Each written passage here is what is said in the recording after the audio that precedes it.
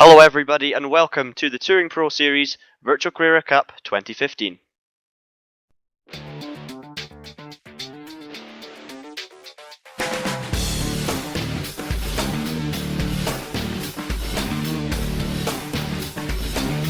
Inside SimRacing.tv, the fastest show on the internet. Sim racing news and reviews since 2007, with new shows every week.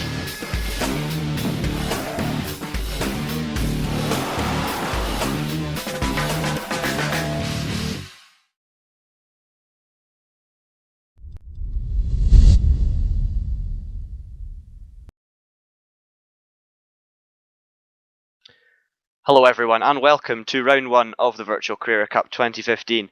My name is John Munro and alongside me for today's broadcast is Robert Wiesenmueller. And Robert, what a fantastic season we've got ahead of us. Hello John, hello everyone. Yeah, I'm glad to be here in the commentary box. But this season it's really looking interesting. The Virtual Carrera Cup is back. TPS here for the first round at Barbagallo. Yes, it's going to be a massive winter for the Touring Pro Series. We have, of course, the Virtual Carrera Cup coming up for you tonight, and the Virtual Super Touring, Virtual Super Tourers, I should say, starting very soon as well. It's all getting very exciting. We've also got the reigning champion from the Virtual Carrera Cup last season, Tim Heineman of Spade Racing, returning to the season, and he was also quickest by a long way in the pre-qualifying. So he's going to be one of the favourites for the championship, I think. Yes, definitely. I mean, when you just remember last season how he drove there, and it was just amazing, taking 9 wins in a row, and now he's back. Although he doesn't have a teammate this season, Marius Gomlenbeck actually did not attend the pre-qualifying session, so he's out there on his own. And also the other teams, you know, they've certainly got very strong driver lineups. They all improved a little bit, got a few new drivers in to take the challenge to Spade Racing, and I think, yeah, we've got a fantastic season ahead. Yeah, and I think it is going to be all about who can challenge the main man, Tim Heineman. So we are going to go into qualifying just now, and as you can see, there is Tim Heineman. He's first out on track, quickest in practice, and he was also quickest in the pre-qualifying session. So let's see how he gets on here. We are going to go on board with him for this first lap.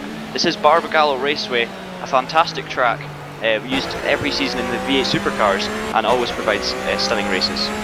Yeah, and I've also spoken to some of the drivers already, and they've been...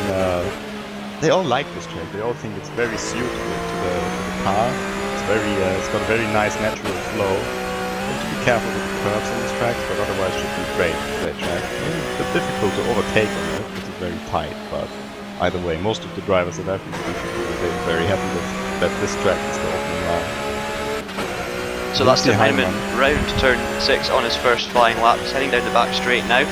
Let's see how he gets on this one. I don't know if he's... Oh, okay, he looks to be warming the tyres on that one, so maybe he's not counting that one as his first flying lap. But I did do a few laps of this track in this car before the event, and it's an absolute joy to drive. There are some tricky, challenging corners, as there are with every circuit, so it's really quite difficult to get the most out of it. But once you get the rhythm going in this one, it's very rewarding. Yep, certainly a track which is all about getting the flow, getting into the rhythm. And also with these Porsches, and especially that we're now in qualifying, it usually takes a bit of time until the tires are really up to temperature. You've got very hard compounds, and usually you won't see the fastest times on the first laps. Heinemann was a little bit in traffic, so now we went to Florian Voite, who's driving for Aurora in this season. And he's currently on a very fast lap. Yeah, so we've got plenty of times flooding in at the moment here. Kevin Siggy has just gone quickest, ahead of Oskari Kantonen on a 55.399, but I'm sure we will see those times tumble as Florian Voite crosses the line to go pole on a 55.112. That's not a bad time at all by Florian, racing this season for Aurora after spending last season with Optimum Sim Racing, I believe. So it's a great job by him, and Tim Heineman, despite being in traffic, has gone pole position on a 55.0. So I thought that one was going to be, a bit of a slow lap from Heineman, but even in the traffic, he's managed to take advantage and set a fantastic lap time. Just as I say that, he is beaten by THR driver Chris Hack, returning after his victorious season in the Virtual Clio Series, and he's come back fighting here in the Carreras. He's definitely going to be one of the favourites to challenge Tim Heineman this year. Yeah, but he was also the fastest driver in the week of testing on this track, on the 54.6. Heinemann was the only other driver to set a 54.6, and I think this also gives us an indication of which times we can expect in this qualifying session. This lap time I don't think it will be pole position, and that's a good banker lap for Chris. Yeah, so at 54.9, as you said, that is almost exactly 3/10 of what he did in testing. So, you know, there's still a bit of time to find, but yeah, him and Tim Heinemann have been miles ahead of the rest of the field so far this week. Florian Voigt is also impressed highly this season, so Chris Hack is going to come across the line to complete another flying lap. I don't know if this one's any quicker, and it's not. It's just about a 10th off, so he doesn't improve there. Kevin Siggy, it looks like he's purple at the moment. Just heading down the back straight, I believe, into the final corner, and he's still up on Chris Hack's time. So this is looking like a fantastic lap from Kevin Siggy. He's going to round the final corner. How much curb is he going to use? He's going to use quite a lot of it. You need to make sure you don't go too far over that curb because it can highly unsettle the car. Siggy crosses the line and does go pole position on a 54.842. This is a fantastic lap from Kevin. It's only a 10th off his personal best from the testing so far. And yeah, fantastic lap from the Enterprise GP driver. But look at the split from Tim Heinemann. He's almost 2/10 faster after the second sector split. Crossing the line now. He goes pole position, 54.7. Yep, so that seemed effortless there from Tim Heinemann. Drops into pole position on his 54.7, and he only has a 10th now to find to equal his quickest time throughout the week. So he's looking on fine form today for Spade Racing. Kevin Siggy, as we said, a great lap to put him second so far, and Fabio Asencao, highly impressed in the pre-qualifying, and he was sitting 4th this week in practice. So let's see what he can do. He's off on this lap, so maybe we'll not look at him for this, but he's definitely going to be another man who could rustle a few feathers this year. Yep, and also in 4th position, right behind him, we've got Risto Capet, the fastest of the Walk Racing drivers. It's actually a new driver, he's not raced in TPS before. And yeah, Mr. C just picked him up for his team, for Walk Racing, and he's impressing majorly at the moment. Yeah, and Walk Racing have progressed leaps and bounds in the last few TPS series, especially in the virtual mini challenge we had a few months ago. They did absolutely fantastic in that, and it really did break the duct for Walk Racing, and they got their first championships under their belt with Adrian Campfield and Paul Patrick, who are not back for this series, but it shows the progression that Walk Racing have made since the start of TPS, and it's good to see them so competitive in this series as well. We're going to tell you a little bit about the format of this championship. It is slightly spiced up from last season. We have 2 races as before, but instead of 2 qualifying sessions, we're going to have a reverse grid for the second race, which always spices up the action. Anywhere between 6th and 10th position are going to be reversed at random, so it could benefit any of the drivers that finish in the top 10. So there's going to be a big push for the final few laps to get in that top 10, which could create some more exciting racing, and it also means that the quickest guys in race 1 are going to have to fight through the pack in race 2.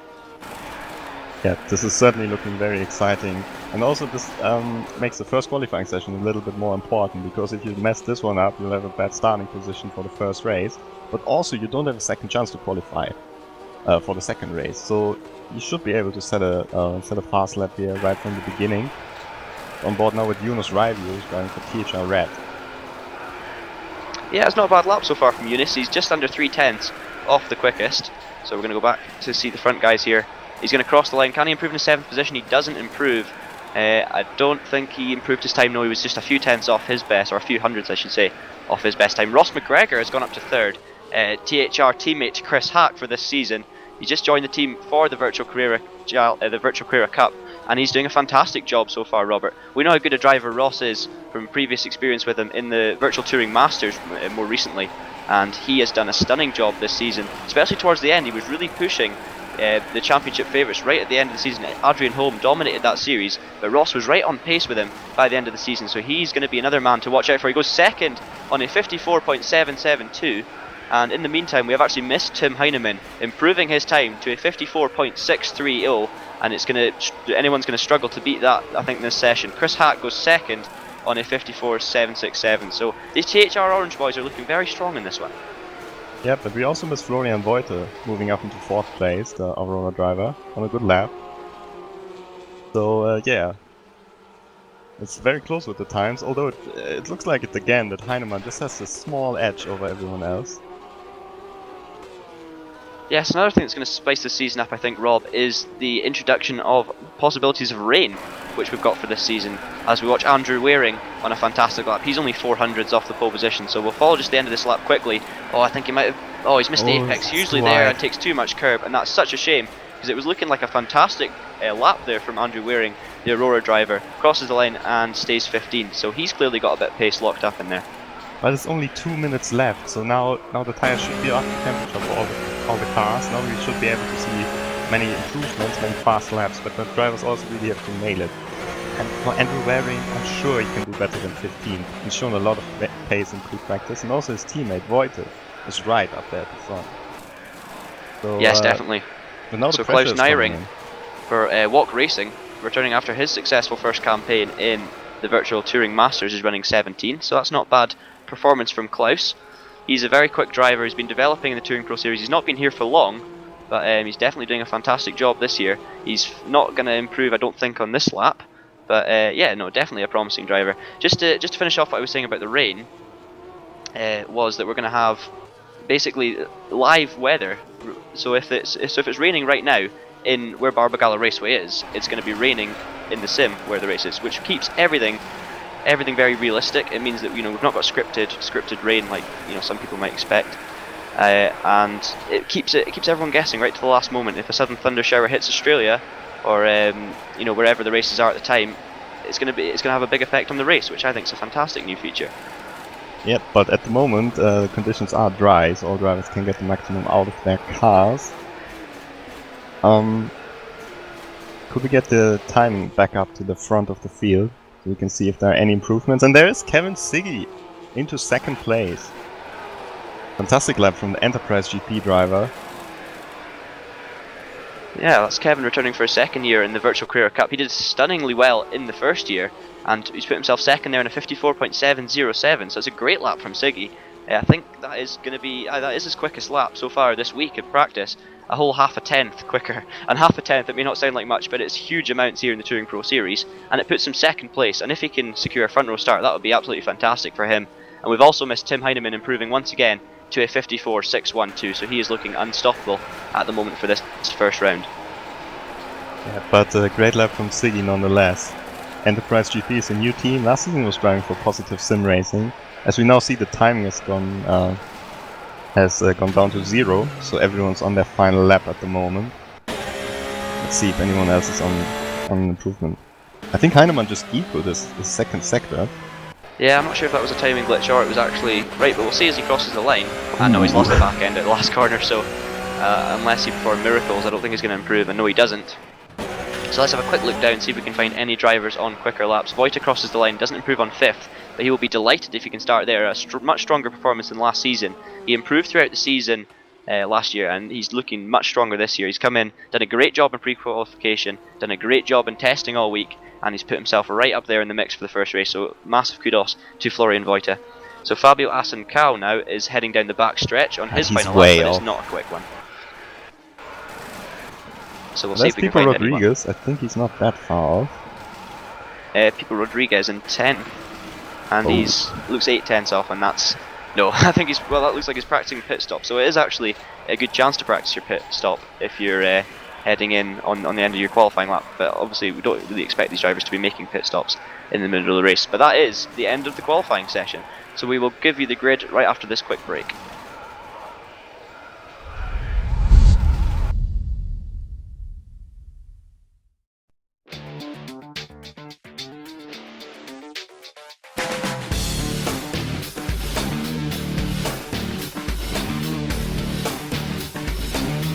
Inside SimRacing.tv, the fastest show on the internet. Sim racing news and reviews since 2007, with new shows every week.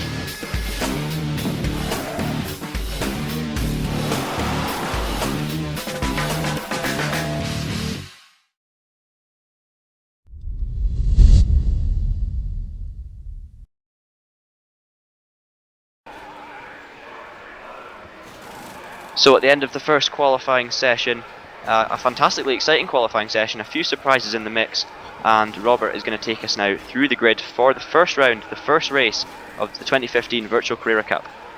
Yeah, on pole position we've got Tim Heineman, the reigning champion for Spade Racing. He's won 9 races last season, actually 9 races in a row. He's won the pre-qualifying session and he's on pole again, so who can stop this guy? You know, in his free time between the championships, he won a live sim racing event at the Nürburgring. So this guy seems to be completely unstoppable at the moment.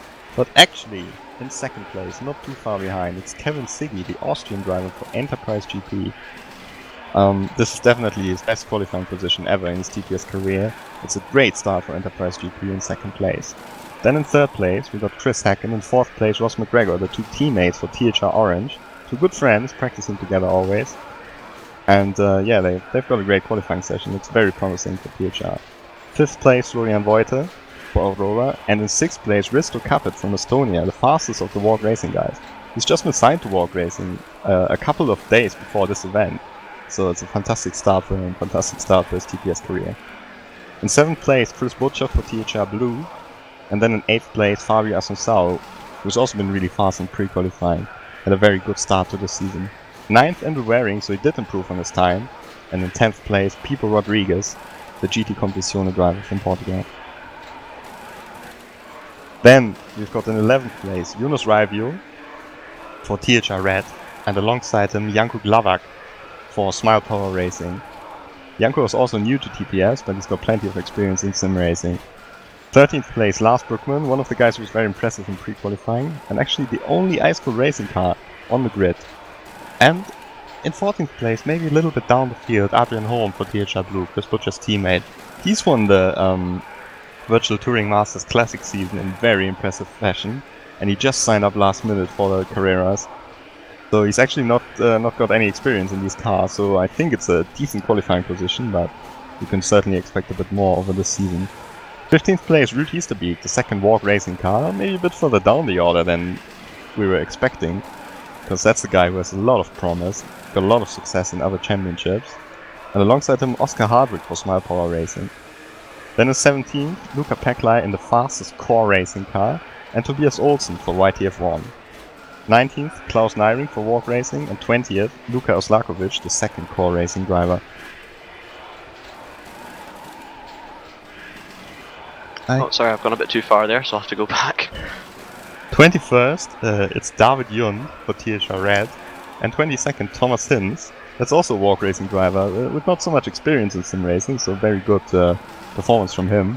He's also living in Australia, so it's very early in the morning for him, so 22nd, quite a good result for him. 23rd, Cameron Brewster for Simcraft Racing, alongside him Scott Sovic for Optimum. Then in 25th is Lewis McGlade for Aurora, and I can't tell unfortunately who's in 26th position. Then we've got in 27th, Boyd Bryson for YTF1, and alongside him Davy van der Pen, who is driving for Team Down Under in this championship.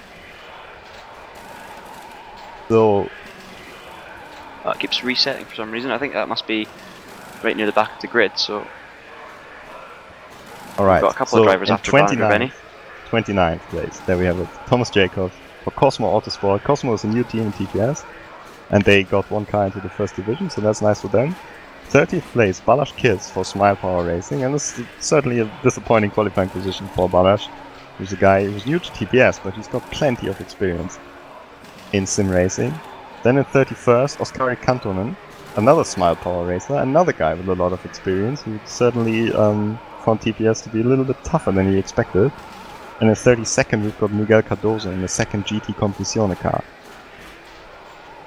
Then 33rd is Kevin Angwin, the Indonesian driver who's now driving for Walk Racing, who designed their cars, and we've got one final car in 34th position, but we also can't tell who that is, because it's currently not on the server. Yeah, and it just shows you how much qualifying the drivers progress in times through the qualifying session, because Oscar Kantonen was the first guy to be on pole position for the first minute of that qualifying session, and he's ended up right at the back of the grid, so that just shows you how much the times developed throughout the session. We're going to quickly show you the calendar for this season's Virtual Carrera Cup, and it's a very exciting one, starting here at Barbagallo on the 8th of November. Then in 2 weeks time, the 22nd of November, we will be heading to Sandown for a double header there, and then Simmons Plains will be the port of call for the 6th of December. Then on the 20th of December, your Christmas time race is going to be Adelaide, so that'll be an exciting street circuit and a fantastic race. Then on the 10th of January, we have Oran Park to mark the start of the second half of the season, followed by Eastern Creek on the 24th of January, a very fast flowing track. Hidden Valley will be the port of call for the I believe the 7th round of the championship and penultimate on the 7th of February. And on the 21st of February, we will be rounding off, as we do in so many Touring Pro Series championships, at Mount Panorama, Bathurst. So that will be an absolutely stunning conclusion to what should be a fantastic season, and we're all looking forward to it. We will actually talk to you a bit about the virtual Super Tourers in the next warm-up session after the first race, but we've got so much to talk about here that I think we'll leave that out for now. So, Rob, I'd like to get your predictions on the race. We've obviously seen Tim Heineman pretty dominant in that qualifying session. Chris Hack and Ross McGregor look very strong. Kevin Siggy will be delighted with that qualifying. So there's a lot of names that have a chance here. What's your thoughts on how the race will go? Well, I think it's difficult to predict another winner than Heinemann, because after this qualifying session, it just looked like last season. Just looked like he was really on form. But the fact that Kevin Siggy is in second place, I think this will mix things up a lot. Because a lot of the other drivers at the front, like Hack, McGregor, Butcher, and so on, they all race against each other plenty of times. While Kevin Siggy last season, only really at Norrisring he was at the front of the field. Otherwise, he was more in the midfield. So now he's at the front of the field. He will have a lot of pressure, and it will be interesting to see how he can do in the close battles that we will have here. Yeah, just looking at Kevin Siggy's results from last season, I mean, he showed bursts of pace, especially as you mentioned at Norrisring. I remember him really causing a shock there in the race.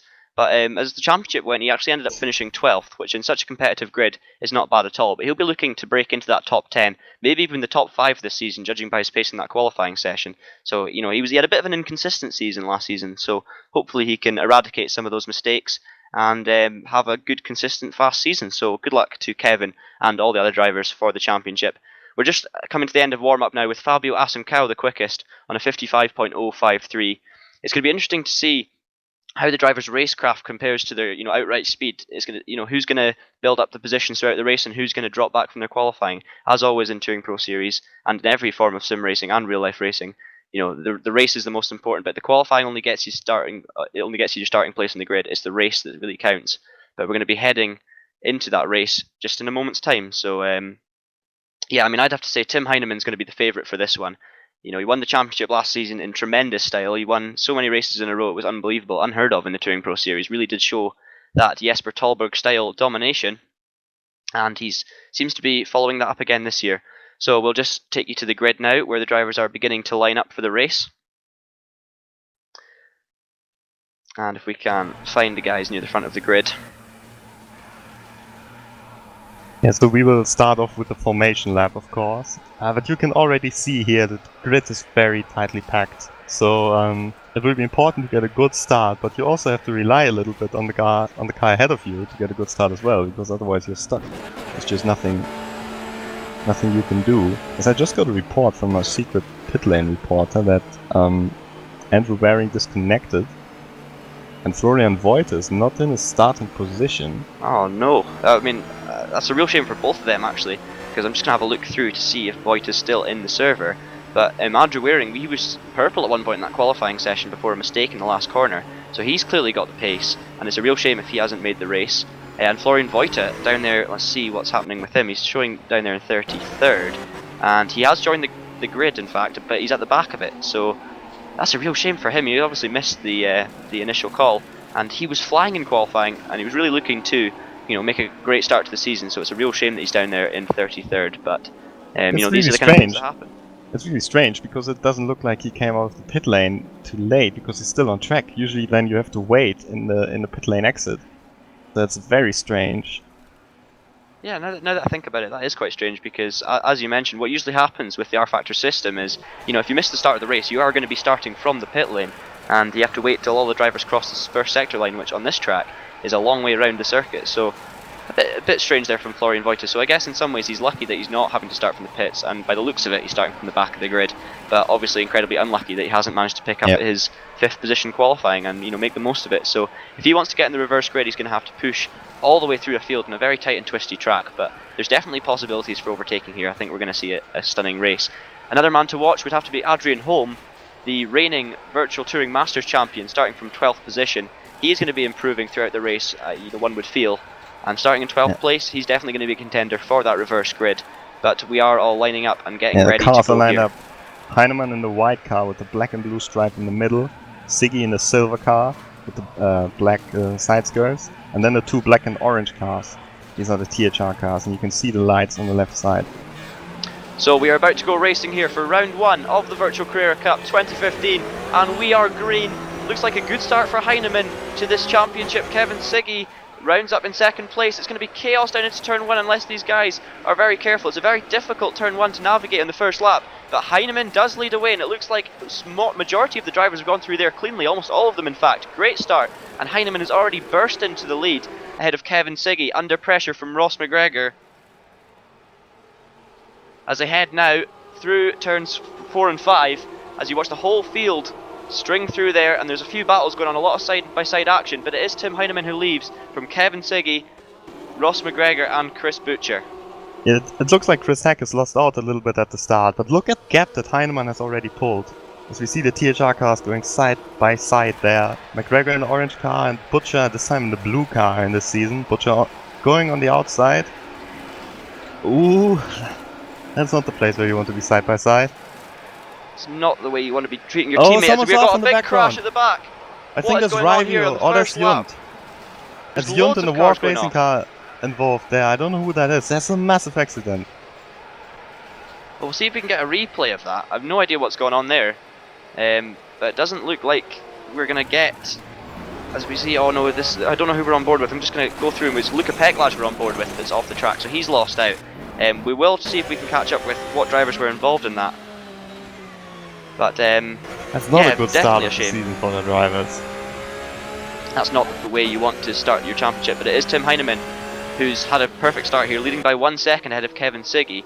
And once we let those, the guys that were involved in that accident peter out a bit more, and we'll see who's got away with it and who hasn't, just in a lap or two. Unfortunately, we couldn't get a replay of that one. There was too many cars involved to even keep up with what was going on. But Tim Heinemann will cross the line to start lap 3 with a 1.2 second lead from Kevin Siggy. It's Ross McGregor in third for THR, under big pressure now from Risto Capit, who's had a fantastic start to his debut race here in the Virtual Carrera Cup in 4th position, with Chris Butcher having a big battle with Ross McGregor in the first lap there. That's not quite the way you want to start racing with your teammate, but he's ended up down in 5th ahead of his teammate Chris Hack, who's had a poor start in 6th. Eunice Ravio is 7th for THR, so we've got 4 THR drivers there from 3rd to 7th.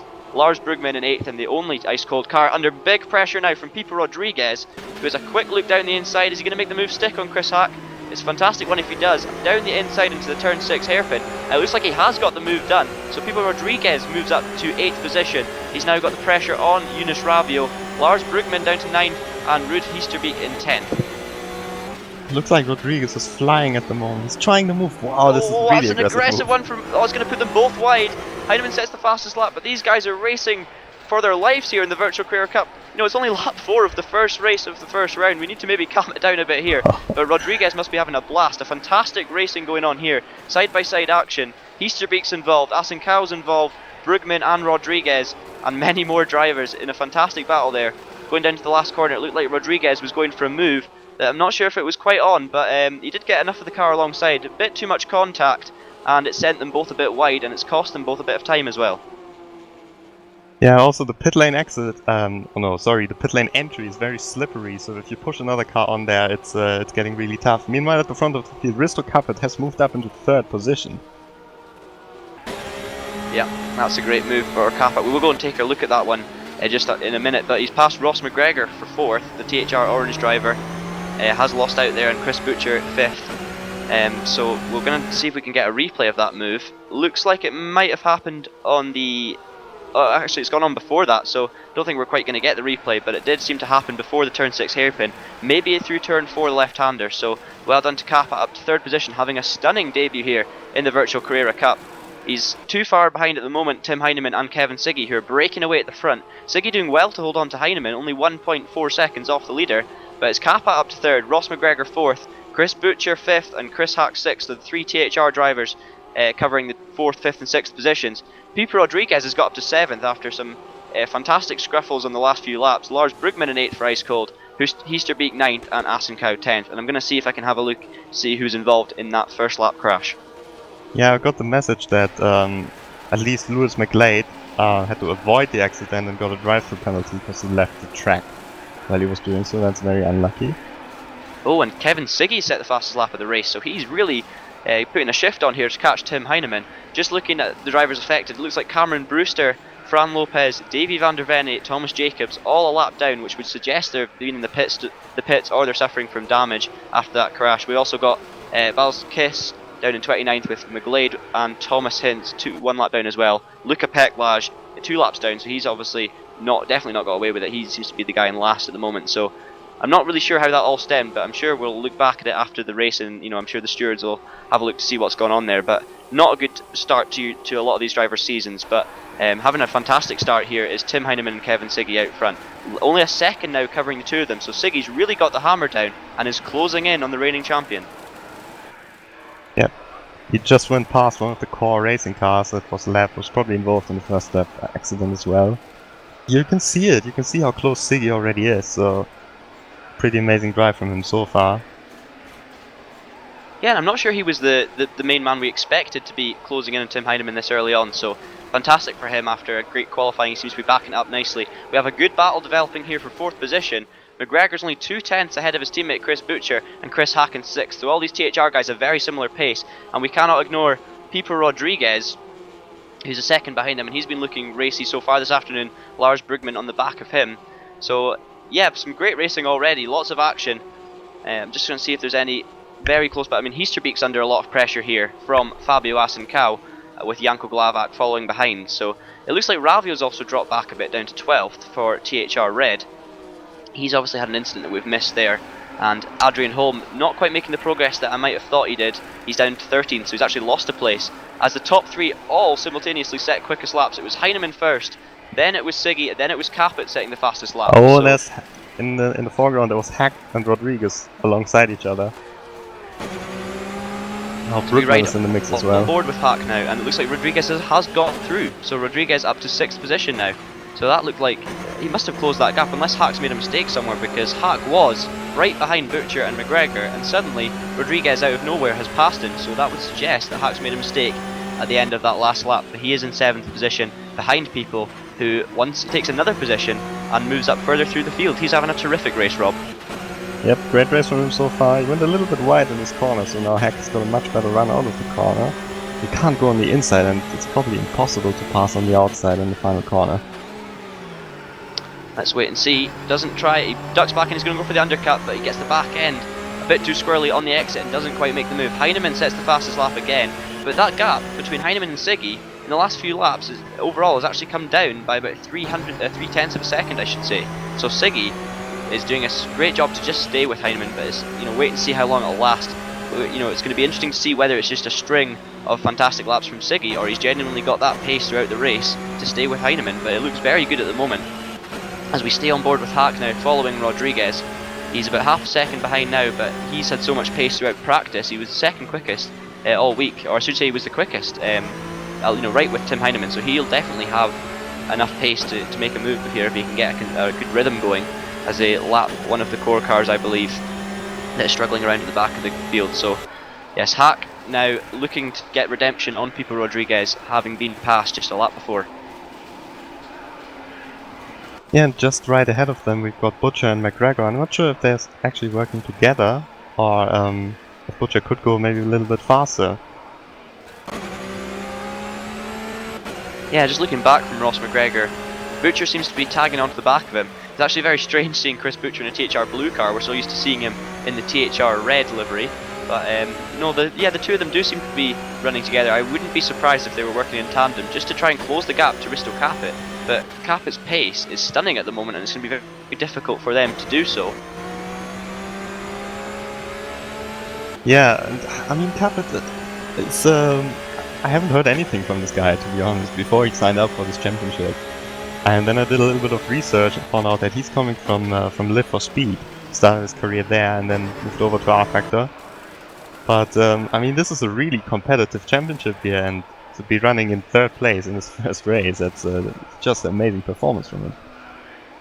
Yeah, so that looks like Butcher now starting to push McGregor a little bit. I'm not sure if he's pushing him just to try and tell him to up the pace a bit, or he's genuinely trying to unnerve the Scotsman and try and make a move.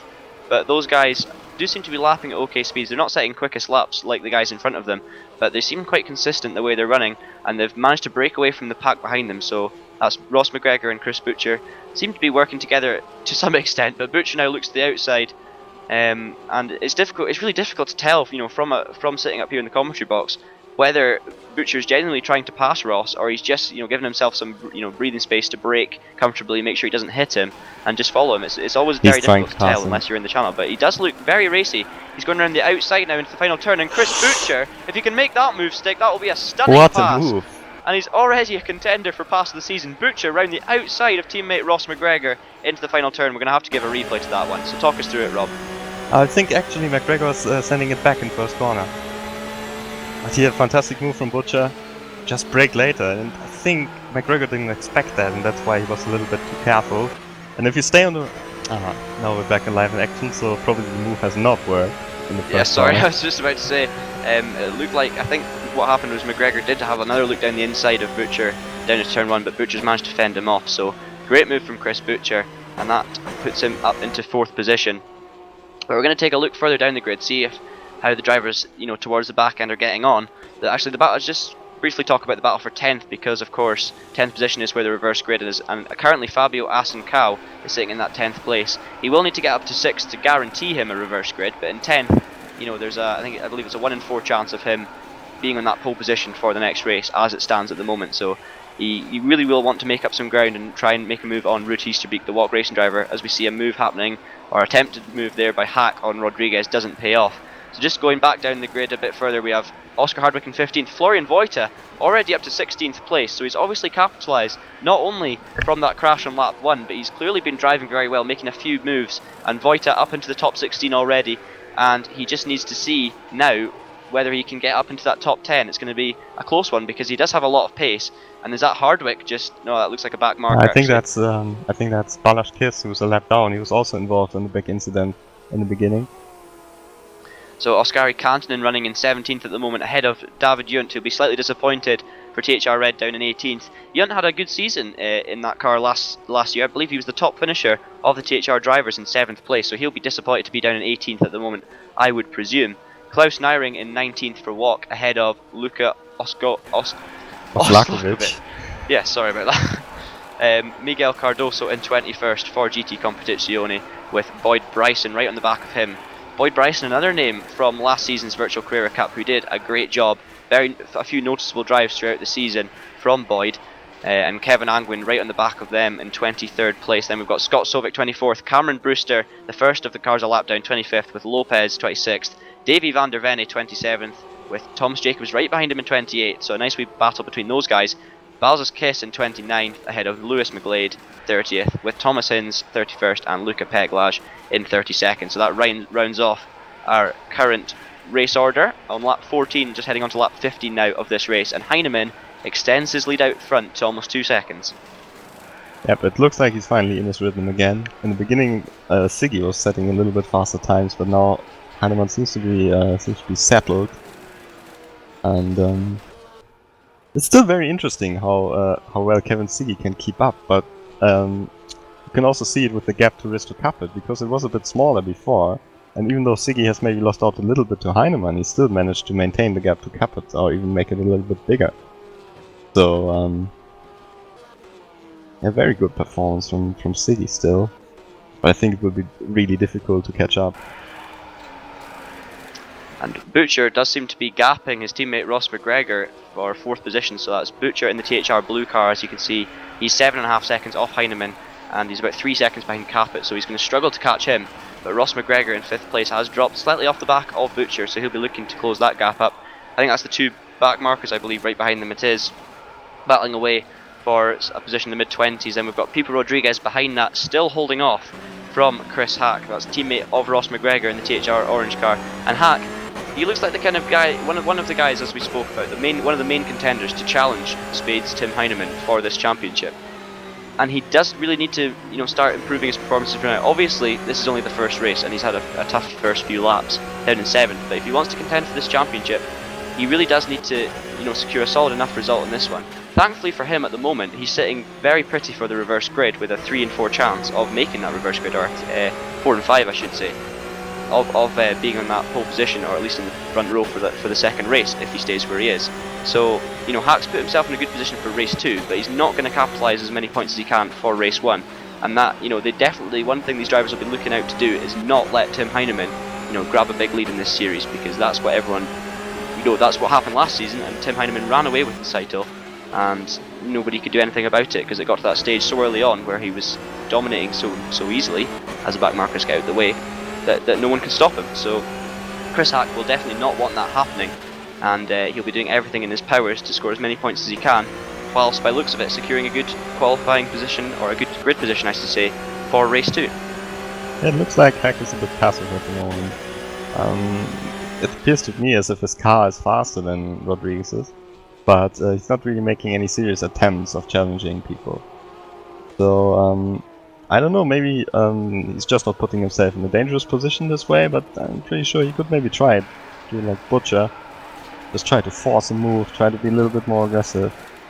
Yeah, I mean I did think there he was going to dive down the inside as you were speaking, but he actually ducked out of that one and looked to the outside. So yeah, Hack is being a bit tentative here. It's the first race, he will want to finish, but surely he'd at least be wanting that 6th position, which would guarantee him the reverse grid, or at least definitely a front few rows for the starting lineup, and he'll be miles ahead of Tim Heinemann. So he definitely does want to pass Pipo Rodriguez, there's no doubt about it. Maybe he's tactically staying behind people and just keeping his pace reasonable, or waiting, just waiting for the best opportunity. But he as you say, he definitely has the pace over Rodriguez, and Rodriguez runs wide, and was that mistake Chris Hack was waiting for? And it wasn't. Chris Hack ducks back in behind Rodriguez as Pipo runs a bit wide again, make sure he doesn't get 2 wheels on that grass. But Hack's going to have a fantastic run down the back straight here. As you can see on board over the game pod wing of Pipo Rodriguez, is Chris Hack going to look to the inside this time? Pipo covers the inside line, Hack looks to the outside, but can't pull off a Chris Butcher at the current time. Look at Brookman in the background, he's so close already. Yeah, so all this battling between these guys is helping Brugman, Asenkow and Glavak close in on the battle. So we could have quite a large battle going on for 6th position, unless Chris Hack can get past Pipo Rodriguez and leave Pipo, I should say, basically to drag him into this battle with Brugman, Asenkow and Glavak. So Rodriguez is going to have to be careful here. He doesn't get dragged too far back into this battle, and he'll end up dropping possibly out of a reverse grid position. Hack's attacking. And just as you say, that Hack does attack and does make the move stick on Rodriguez, but Rodriguez is not finished with him yet. He's going to stay on the inside line here, but Hack's got the momentum out of the corner. He carried the speed, and he's going to just close him off in time. And Rodriguez does look to the inside. Is it going to be messy into the final turn? There's contact between the two, but somehow they all get away with it. And Chris Hack does make the move stick into 6th position. Meanwhile, Tim Heinemann sets another fastest lap of the race. But that's Lars Brugman now going past Rodriguez. So as I was saying, he's been left to the marauding pack behind, and they're just going to eat him up. And Pipo Rodriguez will drop the positions unless he gets straight back into the rhythm. I think and he's starts ahead of defending Brookman. well. He's ahead of Brookman still, but he certainly looks wounded. Maybe he used his tires a little bit too much trying to defend from Hack. And now Brookman is right over him. You can already see that Chris Hack pulled off a little gap. So that was probably all he needed. Now he can focus on his own race. Yeah, and Rodriguez was so aggressive early on in the race, making those moves, and he did a fantastic job to get up to the position he was in, but he was punching above his weight there, and also, as you say, he's going to be wearing the tyres out, so he now drops into 7th. That's another fastest lap by our leader Tim Heinemann, who we're going to check in with briefly. There's a 54.625, and in race trim, that's a stunning lap from Tim Heinemann. That would have probably put him on pole position for the qualifying session, so it just shows you what kind of pace he's got. He's beginning to pull out the gap from 2nd place man, Enterprise GP's Kevin Siggy, with Risto Kappa still only 3 seconds off Siggy in 3rd place, driving a fantastic debut race here. So I'm sure if he can hold on to that 3rd position, he'll be absolutely delighted. Chris Butcher running 4th, still pulling out the gap from Ross McGregor. And by the looks of it, Chris is starting to slightly close in on Capit. It just depends if he has enough laps left to make a move. Yeah, Butcher certainly seems to be faster than McGregor at least, who he passed earlier, but there's just something that I spotted, and that's Ruud Easterbeek, who dropped down to 13th position, I think. He was in the top 10 before when we looked a few laps back, so something must have happened there. And actually, he's already was fighting for a position for the reverse grid, so that was definitely not good news for the Walk Racing driver. And also noticing that Luka Peklaj has actually retired from this race. Yeah, that's very unfortunate. Of course, you don't want to retire in the first race of the season. But on the other hand, you still have plenty of races left to come, you know. That maybe your luck will change there.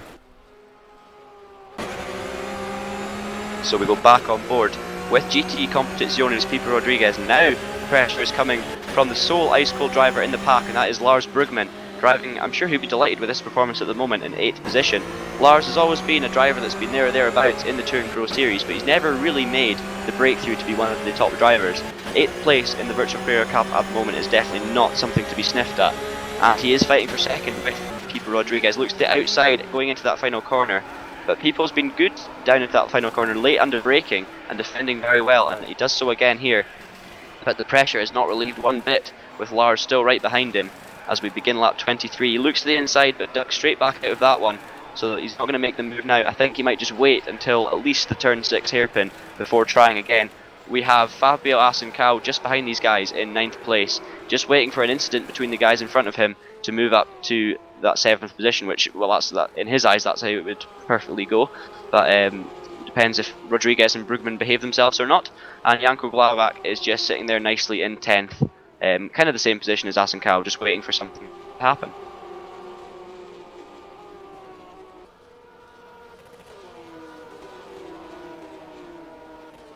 We will also check in on 12th place man Adrian Holm, who doesn't quite have the pace that I thought he might. I thought, given how good a driver we know he is, I was thinking, maybe throughout the race he might have improved his pace. It might have been due to a lack of practice, but maybe it's just due to a lack of overall testing in the car, because he does seem to be struggling down there in 12th place. 2 seconds behind teammate Eunice Ravio, with Ruud Hiesterbeek, as you said, down in 13th, and Olsen 14th. Florian Voita, his progress is slightly stalled. He's got past Oscar Hardwick, and Oscar's a very quick driver, so he did actually win a race in last season's Carrera Cup, the final race at Mount Panorama. So he's definitely a quick driver, and Florian's done well to get past him, but he hasn't managed to get any further up the grid, as we'll just check in to see where he is. He's just behind Tobias Olsen at the moment, and there he is. So that's Olsen in the red car just ahead of him, and Voita will be looking to get into the 14th position, but I think at this current rate it doesn't look like he's going to make the reverse grid. No, that's very unfortunate, because I still don't know what happened at the start there. But yeah, certainly his pace is looking much more promising, and I think under normal circumstances he would be there fighting for the reverse grid. So now he just has to limit the damage, but he's done a very good job of that. 15th, that's far into the points. So it's not all lost there, and it certainly looks like he can make a move on Olsen pretty soon. Yeah, we'll just go on board with Florian for a little while to see as he looks. A little look down the inside there of Olsen, nothing realistic on for a move there. But Voita, yes, he's had. Last season, looking at the championship standings, Voita finished in joint 13th place, and to see qualifying 5th in the first round, he was up there in pace and testing. He was up there in practice and in qualifying. So sitting down there in 15th is the kind of position he would have expected to be in last season. So the fact that on a bad day, starting from the back of the grid, he could be finishing, right round about the 15th place, probably even better. It shows you his improvement, because even on a bad day, he can still finish just as well as he did last season. I think he will be a force to reckon with as the season goes on. We're still going to keep an eye on this battle for 7th place between Rodriguez and Brugman. I just got a message from Andrew Waring from the Aurora camp, and apparently both Florian Voita and Andrew himself have been disqualified after the qualifying session, and that's why Florian started at the back. So we're still not sure why they have been disqualified, but something has been going on there. Yeah, that's strange. Are Andrew and Florian are teammates, are they not? Yeah, they are teammates. Yeah, so it's either a big coincidence that the two of them, it happens to two teammates that they both get disqualified after the qualifying session. Not sure if it was due to the server or the game. I don't really know any circumstances of that, but that's a very strange one. You don't hear that too often, but I guess it's just one of these things where, once or twice a season, you are going to suffer a bit of bad luck, whether it be on track or you're off track, between sessions or maybe disconnection, stuff like that. And it's just a shame it's happened to those guys, because they had so much pace going into into this race. Luckily for Vojta, he managed to recover, to some extent, to be sitting 15th. But for Andrew, that's a real shame. So yeah, very peculiar one for those guys. But Pipo Rodriguez here still holds on to 7th place ahead of Brugman. Brugman's kind of dropped slightly off the back. He's about 4/10 behind now, but I mean it's still not much. It's only a couple of car lengths, and I'm sure he will be back for another move later on. Asenkau is in 9th position, and he's still right there with Brugman and Rodriguez, about just over half a second behind. Janko Glavak has dropped off just a tiny bit, and he is now under pressure from the charging Yunus Ravio on his TPS return after picking up a few too many endorsements in the Virtual Touring Masters in his Alfa Romeo. He almost won his first TPS race actually in the Virtual Touring Masters recently, before collecting a few too many penalty points and ending up suspended from the championship, so he didn't get to compete in the last few rounds. But he is returning now, and hopefully if he can have a slightly calmer season, we know how quick Yunus can be, and he will definitely be a threat for a few race wins. Yeah, but he also has to hurry up if he wants to make a move, because I think we're on the second to last lap at the moment. Actually, Heinemann now crosses the line and he's on his final lap already, so now it's time to make a move. Yes, so they've only got 1 and a bit lap to go, so thankfully for Chris Hack, he's managed to make the move before the end of the race ahead of Pipo Rodriguez, so he's sitting pretty right now in 6th position. Okay, it's not going to score him too many points in this race in terms of a championship fight, but 6th position will guarantee him a good starting position for the next race. It's the battle behind him. Rodriguez. The biggest battle we've had throughout the race is for the 7th position, and look at these guys going through the long sweepers of turn 2, 3 and 4. Rodriguez just holding on to that 7th place. He will be desperate because it will increase his chances of getting that reverse grid. It's Lars Brugman, all the pressure on him in 8th, Asenkau 9th, and Glavak still 10th. With Ravio, he's dropped off the back of Glavak, so he won't make a move. But we better follow Tim Heinemann, as he is going to cross the line to win, quite unsurprisingly, after a dominant race, round 1, race 1 of the Virtual Carrera Cup 2015. Fantastic drive, as per usual, from Tim Heinemann. Kevin Siggy in 2nd place, a great result for him and for Enterprise GP, and Risto Kappert with a really impressive debut in 3rd. Then we've got Butcher, McGregor and Hack, 3 THR drivers, and Rodriguez actually does make it through and hold on to 7th place. So yeah, that'll be that's a very good result for Pipo, and he'll be hoping that he gets part of that reverse grid for the next one. It's Lars Brugman finishing in 8th place, a solid result for the ice cold driver. I'm sure he will be thrilled with that one. Fabio Asenkau for Ghost Speed in 9th place ahead of Janko Glavak in 10th, so he's the final man with a chance of that reverse grid. Yunus Ravio finishes it'll now of course be the unlucky position of 11th, so he's not going to be benefiting anything from the new system. Adrian Holm in 12th position ahead of Walk Racing's Ruud Heesterbeek, a disappointing 13th after something we believe happened to him during that one. Tobias Olsen finished 14th ahead of Florian Vojta, recovering nicely to 15th. Oscar Hardwick finishing in 16th place with David Junt for THR Red down in 17th ahead of Oskari Kantonen in 18th, Klaus Nyring slightly muted 19th, and Luka Oslakovic in 20th. Yeah, it's actually the final point for Luka Oslakovic, because only the top 20 drivers score points. So unfortunate for Boyd Bryson, who was in 21st place for White Hill Form, because he's the first one to miss out. Yeah, so that is a shame for Boyd, and we know how quick Boyd was last season in this championship. So he finishes 21st ahead of Kevin Angwin 22nd, Scott Sovic 23rd, with Fran Lopez 24th, now going into the cars that are lap down, with Cameron Brewster in 25th, Davy van der Venne picking up 26th ahead of Ballas Kiss, and Thomas Jacobs in 28th. And I believe, we've got a couple more finishers with Lewis McGlade 29th, and Miguel Cardoso for GT Competizione being involved in that first corner incident, or first lap incident I should say, in 30th, with Thomas Hins rounding out the field in 31st. So Rob, we've had a fantastically exciting first race of the Virtual Cup, but it was domination from that one man again, Tim Heinemann. Yeah, it was a great race. It was especially a great race in the lower regions of the top 10, because at the front it looked for a short moment that Siggy could maybe close the gap, but in the end was Heinemann once again with the dominant performance. But the second race certainly won't be like this, because Heinemann will start a little bit further down the order. He will start 6th at best, depending on who's drawn on pole position for the reverse grid. So yeah, certainly we can expect a bit more action in the second race. But I have to say, it was a very enjoyable race, especially the battle around Pipo Rodriguez. He was putting on quite a show. Yeah, I think Pipo Rodriguez will be knackered after that first race. He did a terrific defensive job, having done a terrific offensive job at the start of the race to pick up so many positions, punching above his weight and managing to hold on to that 7th. He will be absolutely delighted with that, especially if he picks up the reverse grid pole position. We're yet to find out who's going to be on that pole position, but I'm sure we will hear shortly. But it's very, this new format, I have to say, from a personal opinion, I absolutely love the idea because it basically keeps the championship slightly more open.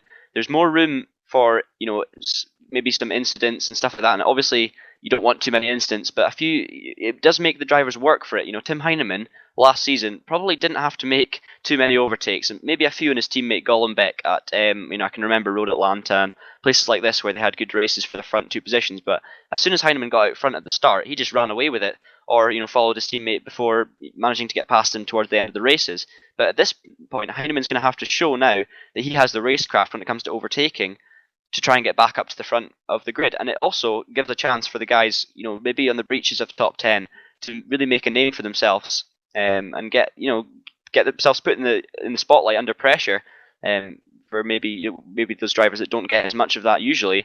And it's a chance for them to show what they're made of and shine in these conditions. So yeah, I'm a big fan of the new format. Yeah, and I think now we will see the true test. Does it really work?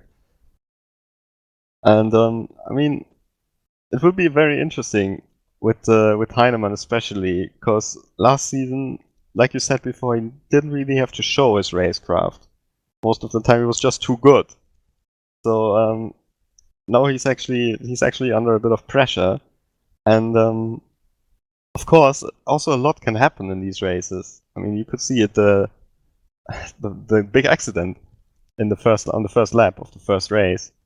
So I mean, stuff like this, it could happen to anyone. So I don't know if we will see from Heinemann that he will push very hard to get into the lead early, or if he will be a little bit more careful in the beginning. Yep, so the drivers are going to be given some time now to cool down. We are going to take a quick break and we'll be back with live action from race 2 here at Barbagallo of the 2015 Virtual Carrera Cup. Don't go anywhere.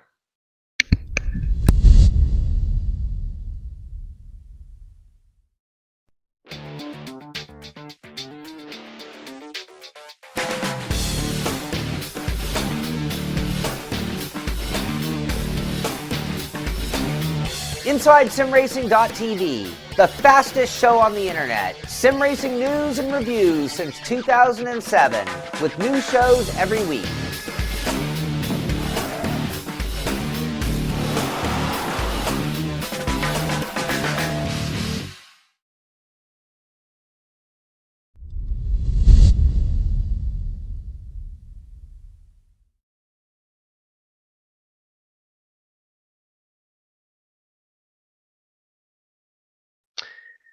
We are back after an incredibly exciting race 1 here at Barbagallo, and it was Tim Heinemann of Spade Racing that put on the best show for us.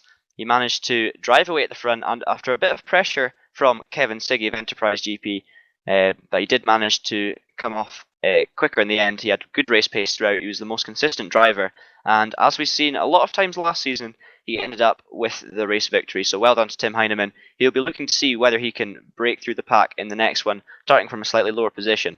But I would quickly like to bring us on to another topic, which is the Virtual Super Tourers, a new championship to TPS, which I think many drivers and spectators have been waiting for seasons and seasons. It's a return of the late 90s era of British touring cars, basically the glory days, in my opinion. I think all young racing fans will have watched the old season reviews and stuff of the late 90s British touring cars, and it really does bring that back, and we all get to race the cars we loved watching. And I think it's going to be a fantastic season, very exciting to watch, I'm sure, and we've got a very big grid of competitive drivers, so that one's definitely going to be one to tune in for.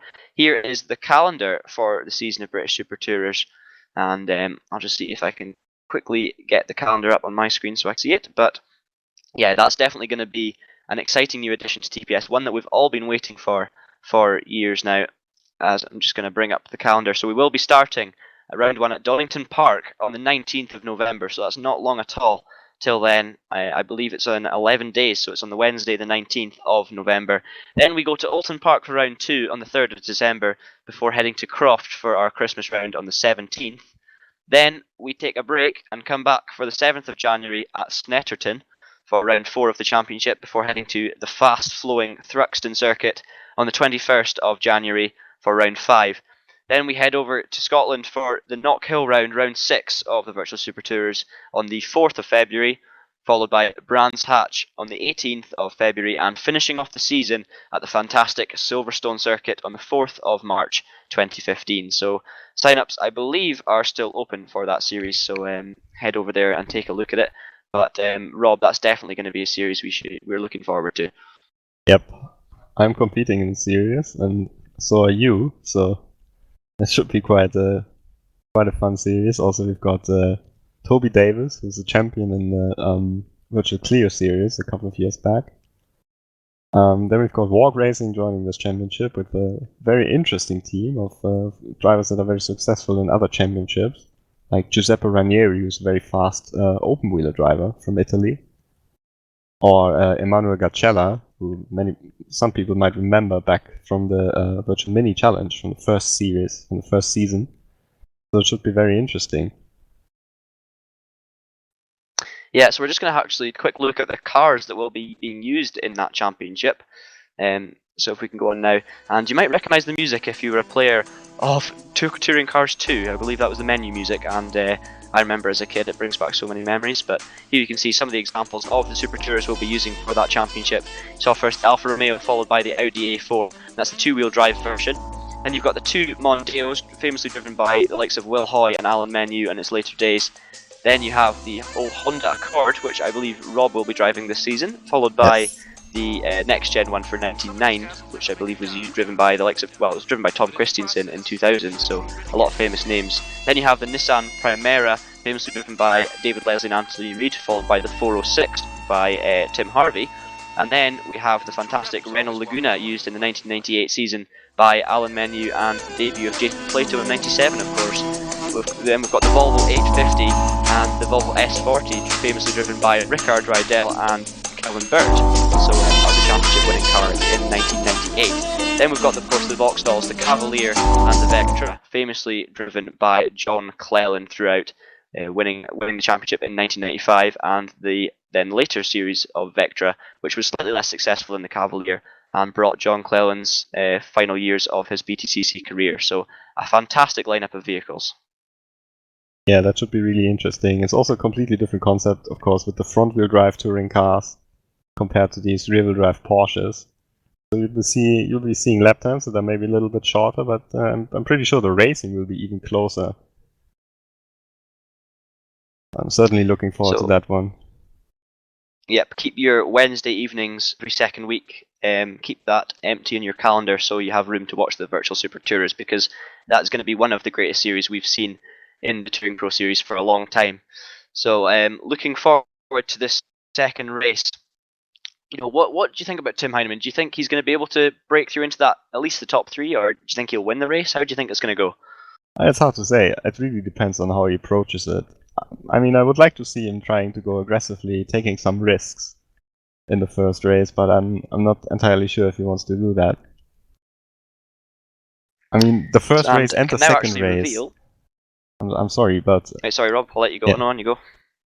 The first race and the second race, actually, you can score the same amount of points, so winning the first race is not worth more than winning the second race, so I assume he will go pretty aggressively.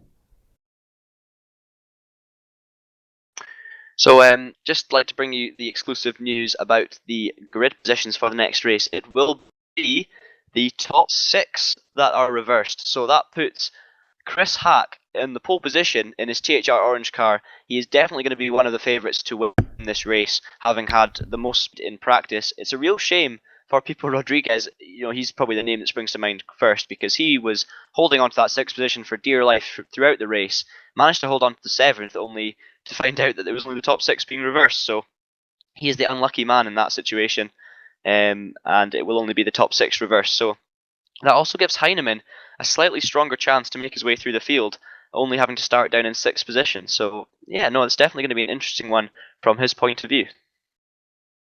Yeah, definitely. I think we've got still a little bit over a minute left in warm-up, so maybe we can go through some of the car liveries, because we didn't really have enough time before the race to show them off.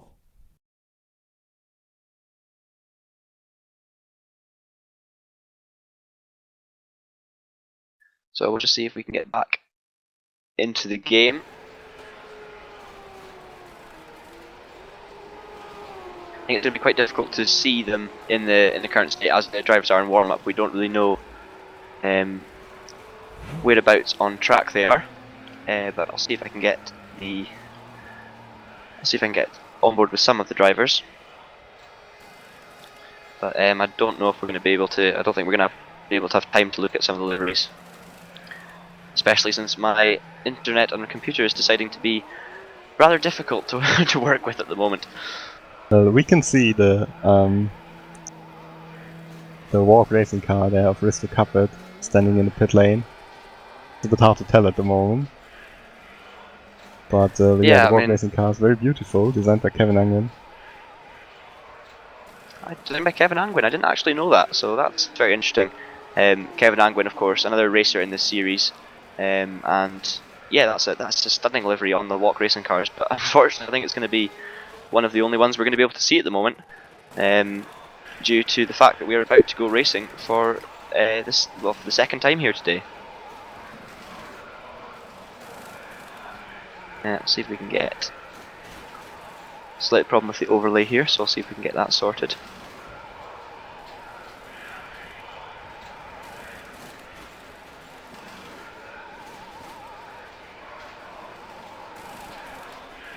And actually it looks like now we do have the overlay sorted, so we can actually, sorry about that everyone, we can now go into the game and see all the drivers lining up for the start of race 2 here. It's Chris Hack that's going to be on the pole position ahead of Ross McGregor, with Chris Butcher in 3rd, Risto Capet I should say, starting in 4th, ahead of Kevin Siggy in 5th. Let's see if he can demonstrate some of the pace he had earlier, and Tim Heineman starting in 6th. So we can have maybe a quick look at some of the liveries while we're on this formation lap, Robert. Yeah, so that's Chris Hack in the THR orange car, and this teammate Ross McGregor. Ross is in the car with the orange mirrors, so you can tell them apart.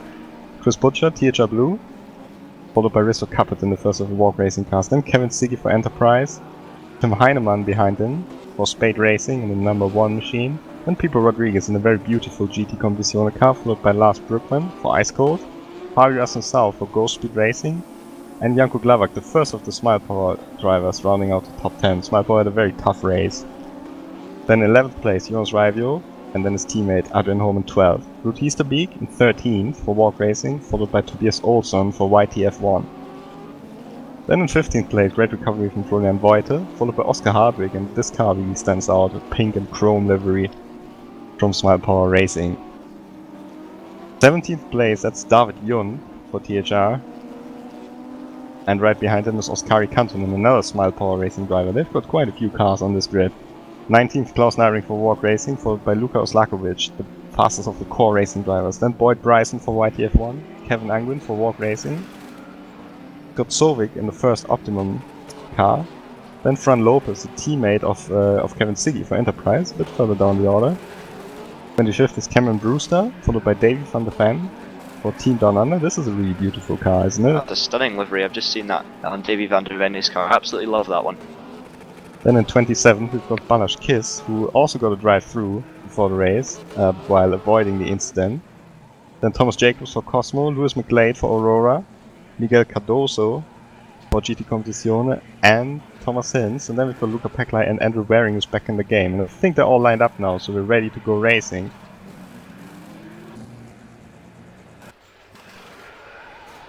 So we're about to see the lights come on here for the start of race 2.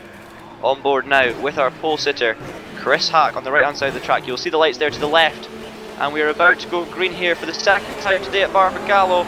And there's a long wait on the grid, but the lights are green, and away we go with Chris Hack almost in the lead, but it looks like he's been passed straight away from teammate Ross McGregor.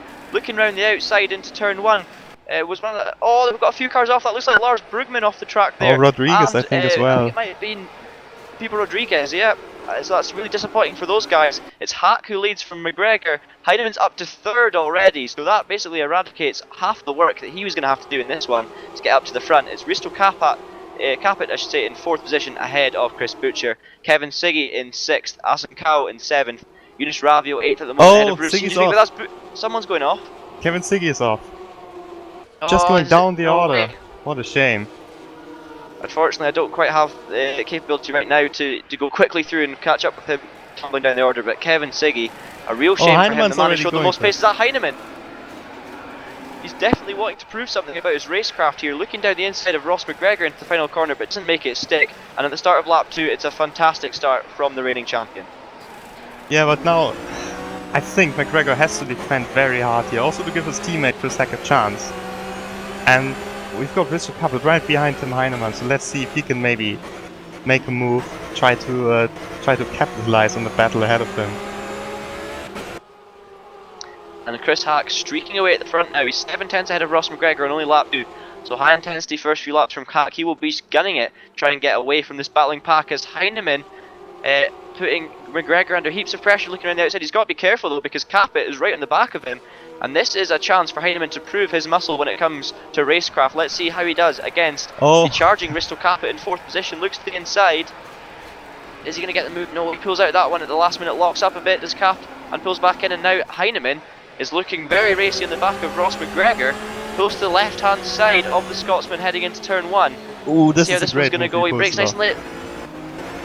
Oh, and does he pull it off on the exit though? Because McGregor gets a fantastic run off the corner and retakes the position. There's contact through a very tricky part of the track in turn 2 and 3, and it's McGregor who ends up in front. I think McGregor did everything right here, because as soon as he loses the position to Heineman, he's not going to get it back. So he has to defend very, very hard, just on the edge of what's legal. I think just did that, and he will be hoping that Capit is putting Heineman under more pressure. But Capit himself is a little bit under pressure from Chris Butcher. Yep, so you can see now Heineman looking very racing in the back of McGregor. It's Capit with Butcher, but we need to focus on the battle in front here, because Heineman tries to go around the outside of Ross McGregor. Does he pull off a Chris Butcher from race 1? He does. And can he make it stick? He can. So Tim Heineman moves up into 2nd place. A few cars running wide there in the last corner. Looks like we have a spinner at the back of the field. Ooh. Someone's tumbling down the order. I don't know if I'm going to be able to catch up with who that is. Unfortunately, I'm looks like a slightly GT Competizione suffering from a bit of car, lag I'm not here. entirely sure. No, it's Let's see if we David can get Jont. back. Oh, it's David. Okay, so he's now going to be down to... Yes, it is David Jont, down to 27th position, so he spun out of the final turn. That's really unfortunate. The drivers who were affected at the start of that race looked to have been... It was Cardoso, was it, the GT Competizione driver who was out, and Pecklage is out of this one as well, so a real shame for him, suffering a nightmare first round here at Barbagallo, but David Jont back down to 27th. That's a shame for him, but it did, to be honest, look like a personal error from David, so it doesn't, I mean, unless I've missed something there, it looks like he just lost the back end over the curb, so no one to blame but himself. So Hack is going to cross the line here to start lap 5, and he does set the fastest lap of the race, a 55.0, which is absolutely trounced by Tim Heineman in 2nd position on a 54.6. How long is it going to be until he catches the back of Chris? Because it's definitely looking likely at the moment. Yeah, I don't think after these first laps, I mean, I would be surprised if Chris Hack can bring this to the end, if he can win the race. Because we've seen how passive Chris was actually in the first race by fighting for the position, so he certainly has to step up his game a little bit if he wants to get this race win here. But on the other hand, of course, it's a good opportunity. He's 1 second ahead of Heineman. He's in the lead. So, yeah, if there's ever a chance for him to win, it's going to be here, because it's not often you're going to have a second over Tim Heineman, in a straight race. Maybe it's going to happen more this season thanks to reverse grid, but yeah, Chris is going to have to push. I mean, if he can produce some of the pace he was producing in practice, he will close in, or I should say he will maintain the gap ahead of Tim Heineman in 2nd place, but it's now up to 1.1 seconds, so I definitely wouldn't say Hack's... Sorry, on you go. I would just see a great battle at the bottom of top 10 between Nyring, Rivio, Hardwick, Olsen. They were swapping positions on the timing screen here. See if we can get on board with some of these guys. Oscar Hardwick and Klaus Nyring in 11th and 10th positions, respectively. That Hardwick seems to have settled down a little bit. No, Yeah, it seems to. I thought I caught that as well in the corner of my eye. A couple of cars side by side. But it looks like it has calmed down now. So Nyring might have just made the position up on Oscar, but I don't really know, so I can't really make a comment on that. Ravio is sitting there, lurking in 12th position, just watching the battle unfold ahead of him. He's got the popcorn out and ready for this one. As there's an overtake there, that looked like. That's the walk racing car. That's Nyring around the outside. Oh, it's Nyring that was making the move on Olsen. So he goes up to 9th position, and that seems to be a surprisingly popular overtaking spot in this race, Rob. The last corner, I did not expect to see people going down the outside there. It seems like there's been more people around the outside than on the inside, which is very surprising. But it looks like there's a good battle going on just ahead of these guys between Glavak, Heasterbeek and Asankao for 8th, 7th and 6th position. Yeah. Walk Racing, they've got quite a few cars in the top 10 now with Heasterbeek and Nyring as well, having fought their way into the top 10. So this race is going a little bit better for them. Also Capet still in 4th position, still within a shot, and he's right behind McGregor, I think. Going for the move. Yep, so Capet looks down the inside of Ross McGregor into that last corner, but that outside line does seem to allow the drivers to carry a lot of speed on that corner. So McGregor does manage to hold on to his 3rd position. As we just see some of the drivers towards the back of the grid. Andrew Waring looks to be down in 26th position, so obviously he's starting at the back after his unfortunate luck in the first race being disqualified before the start, but he's managed to get himself up to 26th. Don't think he's going to score too many points today. And Kevin Siggy, disastrously, and I should say Pipo Rodriguez and Kevin Siggy down in 21st and 22nd after such good promise in the first race for those guys. So really heartbreaking for those two drivers. So it's been an awful start for GT Competizione, Rob. Pipo Rodriguez down in 22nd, Cardoso down in 31st, a lap down, so couldn't have gone worse for the Portuguese team. No, it's almost a bit like with Aurora in the first race, just all the bad luck for one team. As we see Capet here once again trying to make a move, but now he has to look into the rearview mirror because Butcher is right behind him, and we saw in the first race, Butcher, he can definitely overtake on this track. Yeah, and Butcher was the first man that we managed to catch making a move around the outside of the final turn, and we were already calling it the move of the season, but I mean, these drivers are making it look easy now, that move around the outside of the final turn, so it's obviously a popular choice in this round and not this circuit. But Heinemann, as you can clearly see, is right on the back of race leader Chris Hack for THR Orange. He's going to be defending for his life, but it's going to be an incredibly tough ask when we're on lap 9. We're only pretty much a third into this race, and Chris Hack is already under pressure from Tim Heinemann. The way Tim closed that gap, if he gets even a sniff at the lead and takes it, he will be gone in a flash by the looks of it. So Chris Hack really does need to up his pace. Not that it's the fact that Chris is going slow and Tim. Oh, behind them. Much more to do with the fact that Chris is going fast, and it looks like an accident on the main straight. Can they keep it together? It was Butcher forced onto the grass, and they're going to go 3 wide into turn 1. Butcher on the inside. It's never going to work. It's never going to work, and somehow Butcher, having been on the grass, looks like he's going to make the move stick. It's very difficult to tell, there's so much going on. But Chris Butcher has made himself up to 4th. Ross McGregor has actually kept the 3rd position. And Risto Kappa is lost out there down in 5th, with Asankao 6th and Heasterbeek 7th. So this looks like it could be developing into a terrific battle. Yes, it looks like McGregor is holding up everyone a little bit there. Capet had a look, and then Butcher had a look, and it all were a bit too many cars going for the same piece of tarmac. But they all made it through without spinning, and Heinemann takes the lead. Yep, and it looks like it was a move in the final corner, but it doesn't quite make it stick. So Heinemann's attempted to move into the final corner. Hack holds him off, but it's just a matter of time. How long can Hack hold him off? Is it possible to do it for the remaining 20 or so laps? I don't think it is, but he's definitely going to give it his best shot. And all this, of course, is going to help. Well, I was going to say it's going to help the guys in 3rd close up, but they're having such a big battle themselves that they're already gone out of the distance, and they're not even going to see them in the rear view mirror. They're 5 seconds back from these leading 2 guys, so it's already looking like a 2-horse race for this win.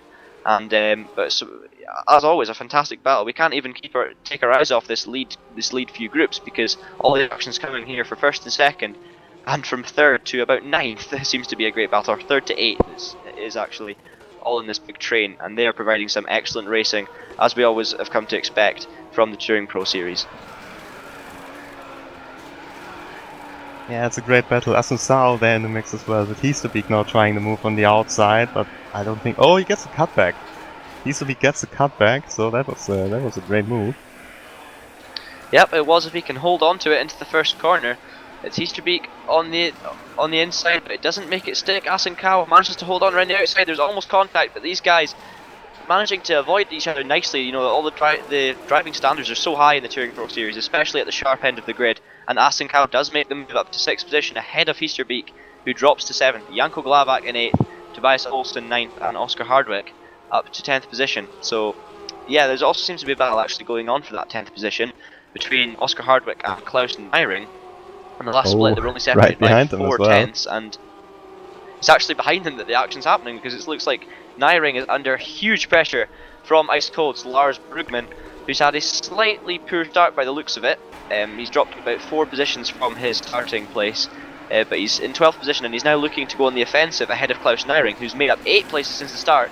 Big move down the inside, big lunge from Brugman, gives Klaus Nyring the hip and shoulder, and moves up to 11th place. So the Ice Cold driver almost into the top 10 now, with Nyring holding on to 12th for dear life, with Florian Voita, the man with so much promise, so much pace, down in 13th. So there's a lot of quick drivers down in the lower ranks, you know, maybe between 10th and 15th. We've got a lot of good drivers. You know, you've got Oscar Hardwick, who won a race last season. We have Lars Brugman fighting in the top 10 the last time out. Nyring, who is right up there in the Virtual Touring Masters. Florian Voita, who's been so quick all week. And then, of course, Adrian Holm, the reigning VTM champion, and Fran Lopez. So there's a lot of, you know, high quality driving talent, not even inside the top 10 here.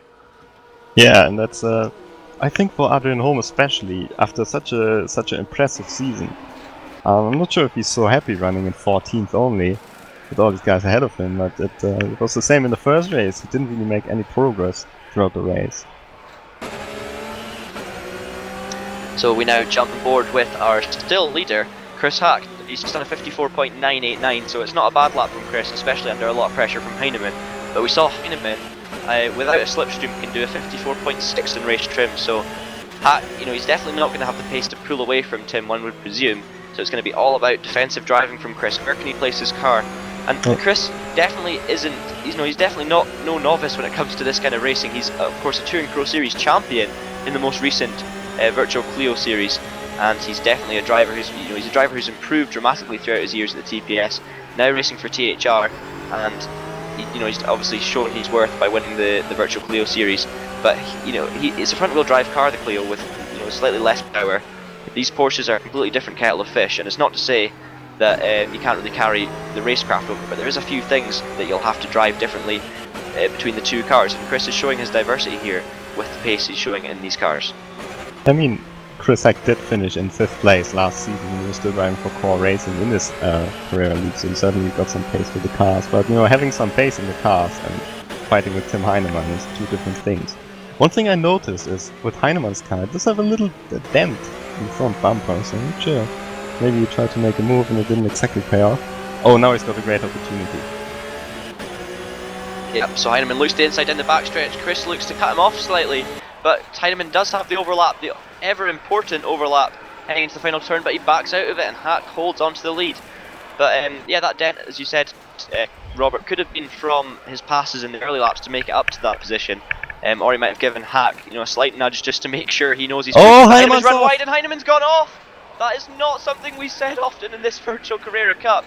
Heinemann runs wide and Hack is going to be celebrating right now. A very rare mistake from Tim, and he's cracked under the pressure. I think he's very lucky that the guys behind him were fighting so hard.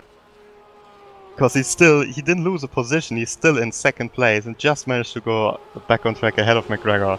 Now he has to defend for a few laps, and also his tires won't be in the best shape. Yep, and had he lost a second more, Rob, or had these guys been a second quicker than they were, he would have dropped 1, 2, 3, 4, about 4 or 5 positions in that one, and had all the work to do again. So that's incredible. You know, Tim Heinemann, not a man known for his mistakes, does make one here on the first round of the season. So we, you know, it's not something we say often, but maybe it was all about, you know, Chris was defending so well. Maybe Tim was getting a bit anxious, a bit impatient, wanted to get the move done, and makes a rare mistake. So that is incredible stuff. Tim Heinemann manages, as you said, to hold on to 2nd position. He's got a few tenths on Ross McGregor, who won't let him go easily, but Tim Heinemann does have that pace in his pocket where if he needs to pull out some pace, he can produce absolutely mind-boggling laps that no one can equal, except of course Chris Hackett in the testing. But I don't think Ross is going to have the pace to stick with Tim. He already seems to be breaking away from that battle for third. So you've got Tim Heineman in second, Ross McGregor third with Chris Butcher fourth, Risto Capit in fifth position, and Fabio Asencal in sixth. So yeah, stunning stuff here at Barbagallo. Chris Hack now just needs to keep his pace reasonably good. You know, he can't afford to slacken off too much, but 4.2 seconds in TPS standards is a massive gap to have. He just needs to make sure he keeps his lines right, keeps within a couple of tenths of his quickest laps, and he will be on for his first rate win of the season. Look at this! Heinemann with the fastest lap. It's not as if that's the fastest lap of this race. I mean, that would have been pole position for race 1 by, you know, a tenth more than he already was, you know, which would have been that's the quickest lap we've seen all week, and that is from, you know, it's on lap 18 of a race. You know, with 18 lap old tyres, you've got half a race tank of fuel, and he has just done a 54.5.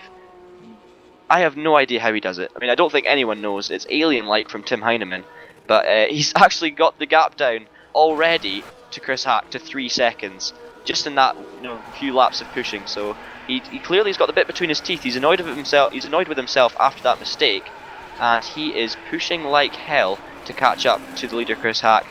Does he have enough time to do it? That's the main question. I think he also... That's another 0.5, so I don't know what's going on with him. I think he also needs to watch out that he doesn't make another mistake now, because he'll be just squeezing everything out of the car in an attempt to still win the race, but... Yeah, and I really like what I'm seeing from Tim Heineman right here. He's not just preparing to settle for the second position that he's sitting in right now. You know, he's made a mistake. He doesn't want to just consolidate his losses and sit there taking up the points. He wants to continue his dominance. He wants to show the whole field that they're not going to have a chance of beating him. So he is putting in absolutely ridiculous lap times, it must be said. You know, the Spade Racing driver is absolutely flying at the moment, and he's actually decreasing the gap dramatically to Chris Hack.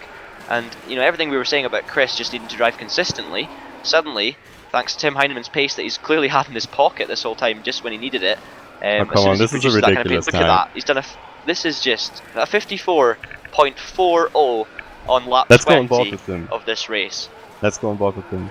I mean, yeah, I mean, the quickest lap, apart from Tim, all week was Chris Hack on a 54.6 in quali trim on one of many hundred laps, and Tim Heineman has just done 2.5s in a row and then followed by a 0.4. This just shows you, you know, he's just driving within his comfort zone when he's winning these races. If he really does need to push, look what he can produce. Can we get an onboard shot? Yeah, exactly. I just want to see how much he's actually using the track. If he's sliding or if he's just doing it perfectly. It's very smooth. It's very, very smooth. He's just hitting the apexes so sweetly. This lap time is, and we're not going to see that one because he obviously hasn't beaten his 0.4, but who can really blame him, because the previous lap time was such an incredible one. But he's actually down the gap now from Chris Hack to 2.5 seconds, so it's just, you know, savour this moment watching Tim Heineman at his best. This is, you know, one of the best sim racers in the world, especially when it comes to these virtual Carrera Cup cars. Driving absolutely flat out to try and close the gap is something to behold. So incredible stuff from Heineman. We now go back to the battle for 5th position between Asencal and Risto Capit, with Heasterbeek only a couple of tenths behind them as well, and Janko Glavak right on the back of those guys. So this is a 4-car battle for 5th place. So you've got you know, the contrast of, you know, one guy setting the quickest laps you've ever seen, which is stunning to watch, just the kind of driving skill, and then you've got this fantastic battle, which is going to be equally good to watch. So we've got a great race on our hands. Okay. 54.2. That can't be possible. What? It's I mean, words fail me, Rob. Words fail me. Tim Heineman's just done a 54.2, as Nyring appears to be retiring from the race with engine failure. So he has either downshifted too quickly or made a mistake or something with Klaus Nyring, but that's really unfortunate for him. Down to 23rd position. So yeah, just unbelievable stuff here.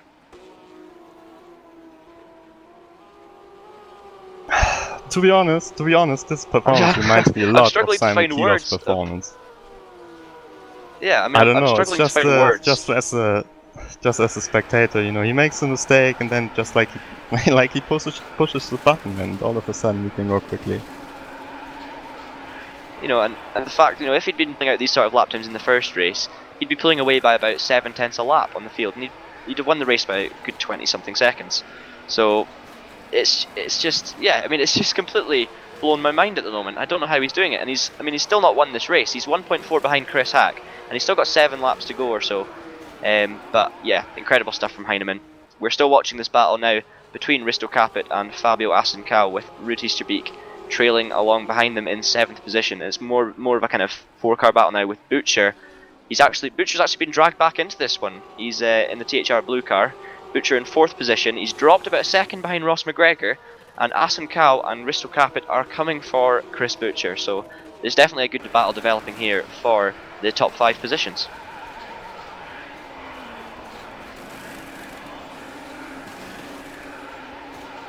We also seen an overtake there. I think that was Oscar Hardwick.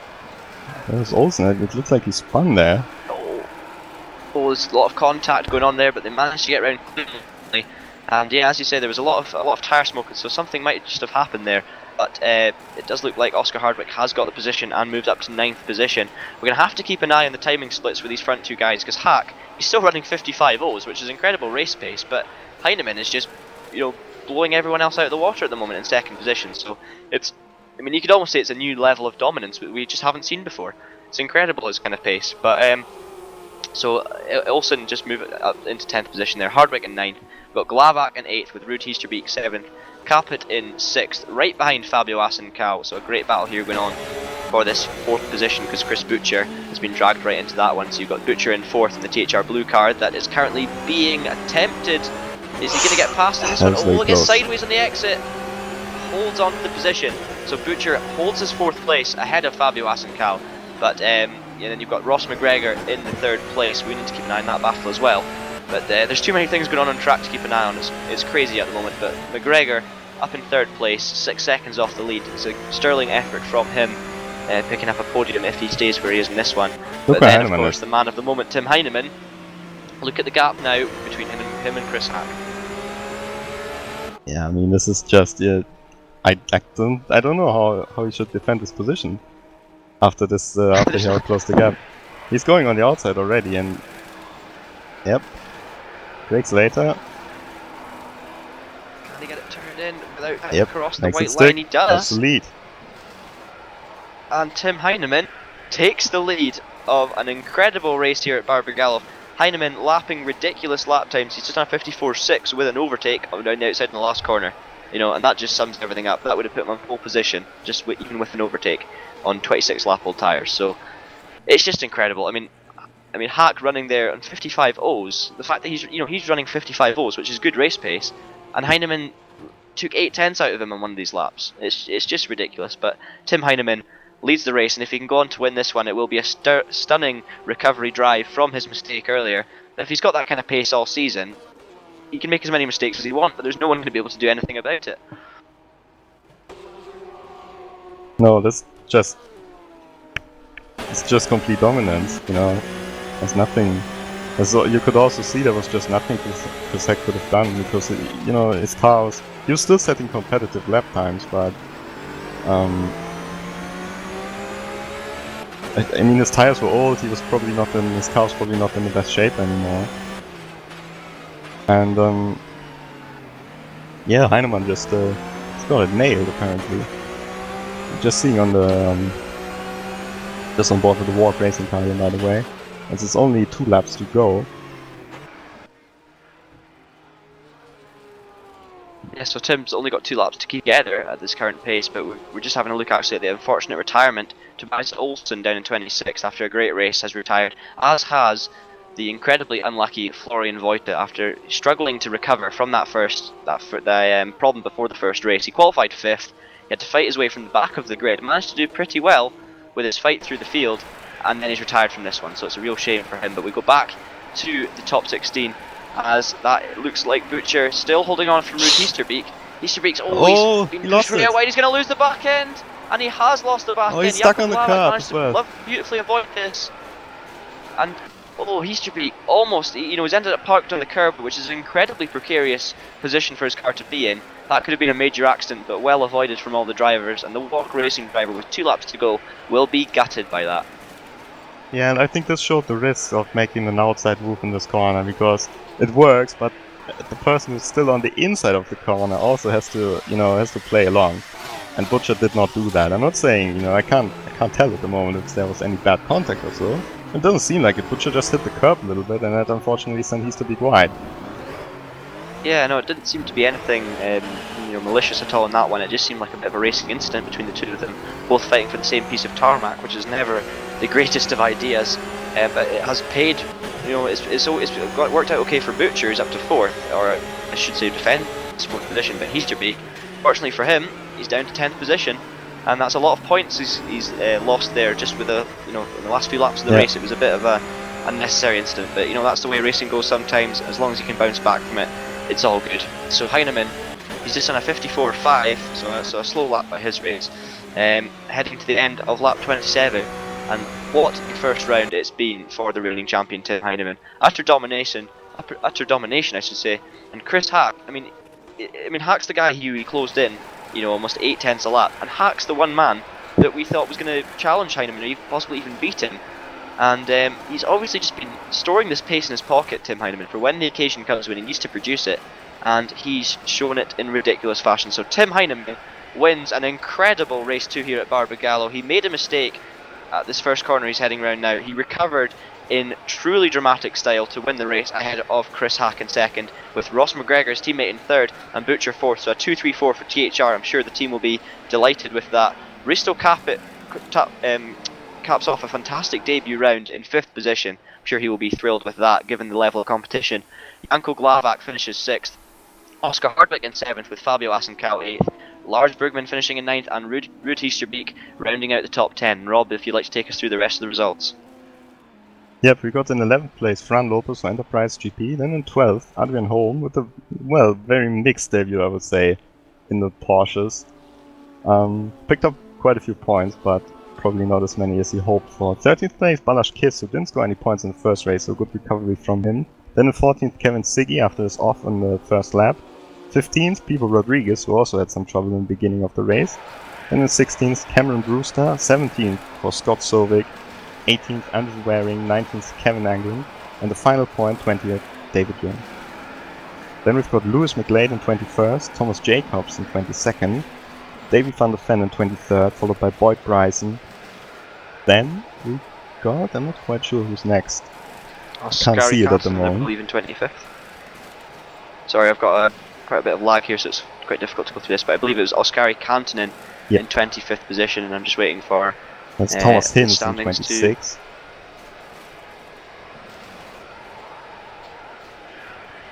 Yep, so that is, Thomas Hinz finishing 26th, 2 laps down, and I believe that's the last of the finishers. Yep, so quite an eventful race. Certainly a lot of action and a lot of interesting developments in this second race. Yeah, I mean, I don't think, it has to be said, I don't think any of us, or any of you guys watching, or any of the drivers, or maybe even himself, Tim Heinemann, expected that kind of pace to be produced in this race. I think what we've seen here is almost a new level of dominance. Maybe not when it comes to the race. Of course, he did make that mistake and he had to fight back. So it wasn't as if he, just pulled out into the lead by 20 odd seconds like we've seen him do before. It was the fact that he fought back from a mistake in such ridiculous style. The speed he was producing is something we've never seen before in the Touring Pro Series, and he has clearly got that car on rails. He's nailed the setup. He's been practicing a lot, and he is such a talented driver. And when you get the good combination such as that, you can go anywhere with it. And Tim Heinemann has shown ridiculous skill this season, and I think even just after that first round, we have a clear favourite to retain his title, and that has to be Tim Heinemann. We'll have more reaction from the race, and we're going to get a few interviews with some of the drivers after. And as always, incredibly dramatic, incredibly exciting, and brilliant first round of the Touring Pro Series Virtual Carrera Cup 2015 at Barbagallo. Please don't go anywhere.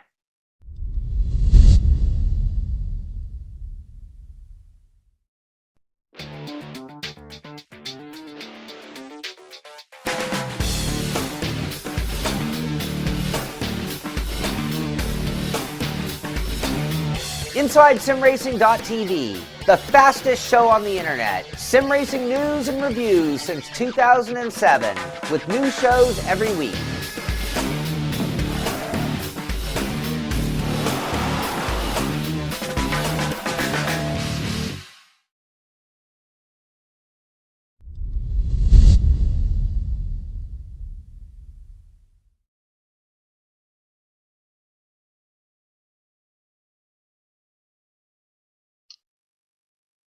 So welcome back for the final time to the broadcast of what has been a terrific round here at Barbagallo.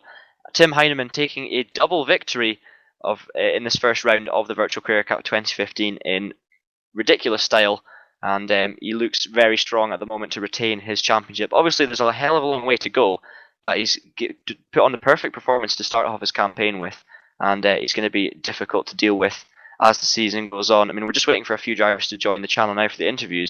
So, I mean, looking beyond Tim's performance, Rob, who would you give your driver of the day to? That's pretty hard to say. I think Reszak did drive a very good second race. Had a very good performance there, very consistent lap times. One driver that was maybe not so spectacular, but got some good results was Janko Glavak as well. He was just running in top 10 in both races. Lars Brookman as well, 2 solid races, and I think Chris Butcher, he also had a decent event. So yeah, quite a few drivers. Yeah, definitely. It was there was so many strong performances out there that it's really difficult to say who was the best. I would like to give a big shout to Pipo Rodriguez, though. I was really impressed with his first race performance and getting up to the high position and managing to defend so strongly to hold on to a good position. But unfortunately wasn't to be from in race 2. We have been joined now by a few drivers, and the man we want to talk to first is, as you might have guessed, is Tim Heineman. So Tim, if you are there to be interviewed, I'm not sure if he's actually around right at this moment. He is in the channel, but I don't think he's going to be around for the interview right now. So who I'll speak to first is Chris Hack. Now, Chris, were you more surprised than us, or were you expecting that kind of pace from Tim in the second race? We'll talk about your first race in a minute, but what about that recovery drive in the second race? You must have thought you had it sealed. I didn't think I had it sealed. I didn't think he was going to get there quite so quickly, but because my pace wasn't bad in those laps, so I thought he must be shifting. And then I looked at his times when I finished, and I don't think shifting quite covered it. That was very quick. Yeah, because I mean, obviously yourself, you drove a fantastic race too. Your pace was good. You're doing low 55s and high 54s throughout. So from your point of view, it must have been a really strong event. Race 1 was rubbish. Race 2, I don't think I could have really done much more. Maybe a few little things that cost me a couple of temps here and there, but yeah, that was pretty much as good as I could do in race 2, I think. Yeah, so just quickly on to bring us back to race 1. Obviously, you looked like going into the weekend that you were the only guy who had that pace to match Heineman throughout the race, but then you seemed to drop off a bit. You had a bad start, and it just seemed to go a bit downhill from there. So talk us through the events of race 1 and how you ended up back in 7th battling with people. Don't know what happened at the start. Dropped the clutch and nothing happened for about 2 seconds, and then just got swamped. Never got settled. Made a little bit of a mistake behind Chris and Ross because they were a bit earlier on the brakes than normal, and that was it. Then I was behind Pipo and got involved in the battles. I think I had pretty good pace once I finally cleared him, but it was way too late by then to make up any places. Luckily with the reverse grid though. Yep, and just looking at the broader picture with the championship, what are your thoughts? I mean, did you go into the season aiming for the championship, or did you just go in to have a bit of fun, or what's been your aims and objectives for this season, and how's the first race coincided with those ambitions? Probably top 5 overall in the championship would do me. I think after today it's quite obvious that it's probably not going to be aiming for the first one, at least. Oh, come on, Chris. Someone needs to try. And today went pretty much as well as I could have hoped in race 2. Just probably should have been a bit better in race 1. Maybe 2 or 3 places better would have been the perfect-ish weekend for what I could have hoped for, I think. Oh, well, thanks very much for speaking to us, Chris, and well done on a couple of fantastic races yourself, almost winning the second race. But yeah, great start to your season, so well done. Unfortunately, we're not going to be able to speak to Tim Heineman today, but I believe Rob can speak to the man who had a terrific debut today, Risto Capit. Yeah, Hello. that was quite a stunning race, especially the first race. You just started off your TPS career with the podium, so how did that go? That went well. Actually, it went normal. According to my pace, I matched the sticky guy, and in the second race, I forgot the auto clutch on, so I had a terrible start, and then I was messing around and fighting with guys who are maybe a little bit slower than me. Very physical fight with Butcher, but it was fun. It was very good.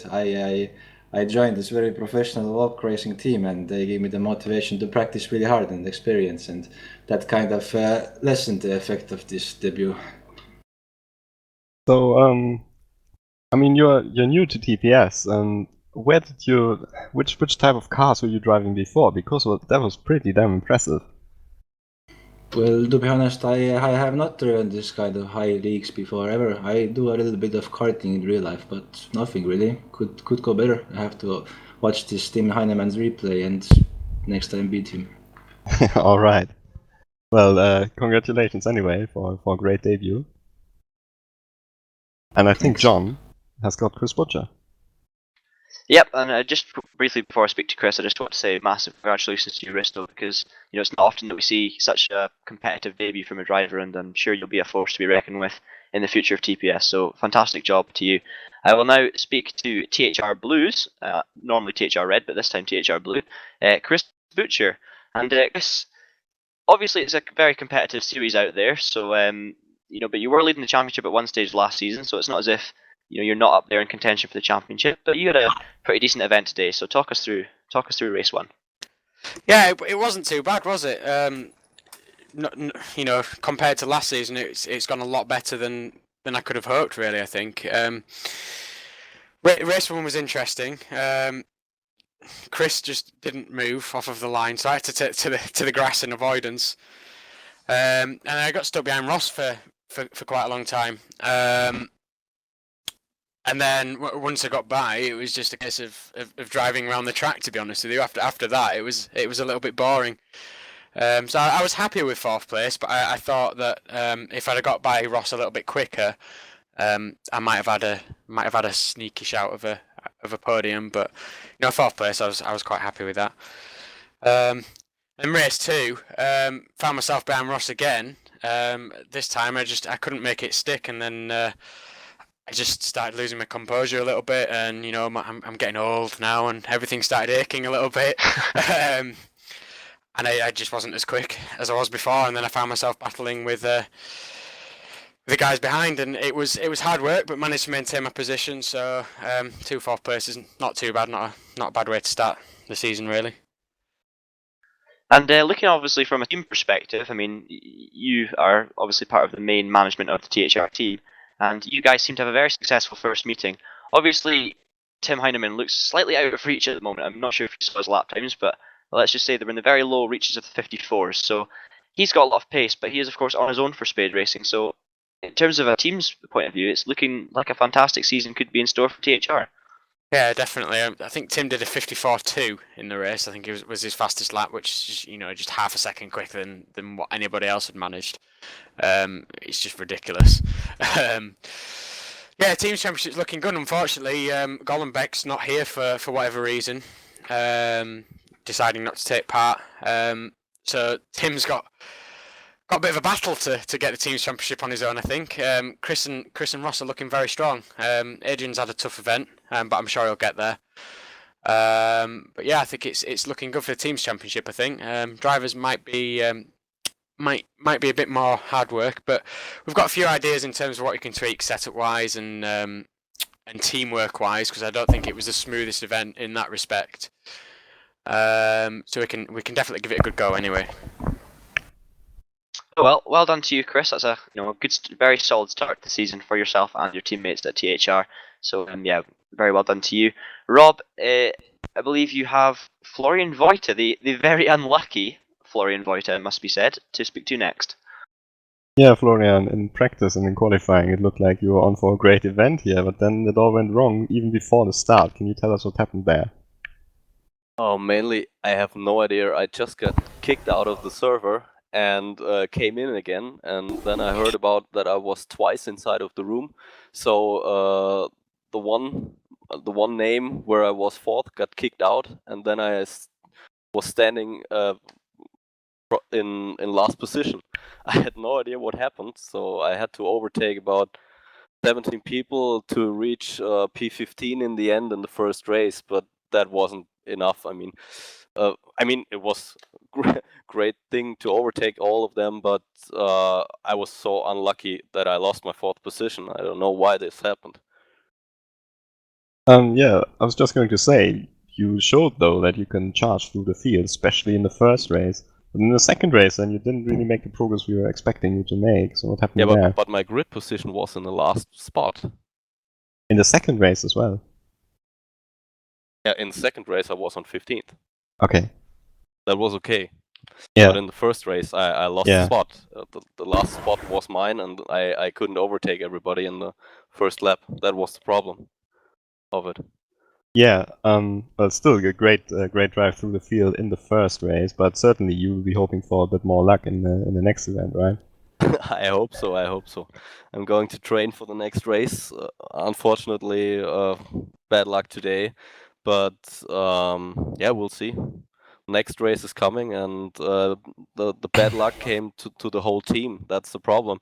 Andrew, my teammate, he also got kicked out right after the qualifying, so he was missing the first race and was really unlucky because I think from team perspective we should have a good chance for the team championship. But yeah, okay, with the last two races in the beginning, it's really unlucky. But we'll try to push and come into the next races and try to hit their better places. All right. Well, I certainly hope that you have a bit more luck next time. Thank you. And yeah, see you then. And John has got the next driver, Tobias Olsen. Yep, I would like to speak to Tobias because I was incredibly impressed with the pace you showed today out there, Tobias. Obviously, a lot of bad luck in the second race, but we'll talk to you about that in a minute. As an event, did your pace and competitiveness surprise you, or were you always expecting to be up there battling in the top 10? It felt pretty good today, so I'm pretty happy. I was a bit surprised about my pace in race 1 and especially in race 2, but it ended kind of bad there. But other than that, I'm pretty happy, I think. Yeah, so actually talk us through what did happen in race, because 1 minute we saw you battling with I believe it was Oscar for 10th, and then next minute you seemed to be tumbling down the field. So just talk through what happened there. I was defending my 10th place, I think, and yeah, it got a little tight there. And it was my own mistake, so I spun and did collect some other cars, so that was not good. Ah, well, just one of these things, and I'm sure we all we all obviously make those mistakes. So hopefully that'll be out of the system now, and you can push on for the rest of the season and have some more fantastic results. Obviously, the YTF1 crew will be delighted with your pace shown here today, and best of luck to you for the rest of the season. So thanks very much, Tobias Olsen. And that is going to round up our season. Not our season. It's a bit early for that. That will round up the interviews for this first round. So yes, we will see you again shortly I'll just quickly bring up the calendar for one final time. Of course, we'll see you in 2 weeks' time at the same time, which is 6 p.m.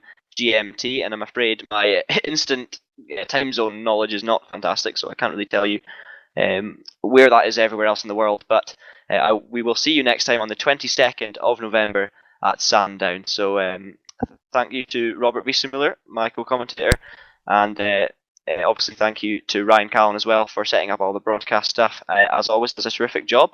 And from myself, John Munro, and Robert Wiesenmueller, it's a very warm goodbye. Bye-bye.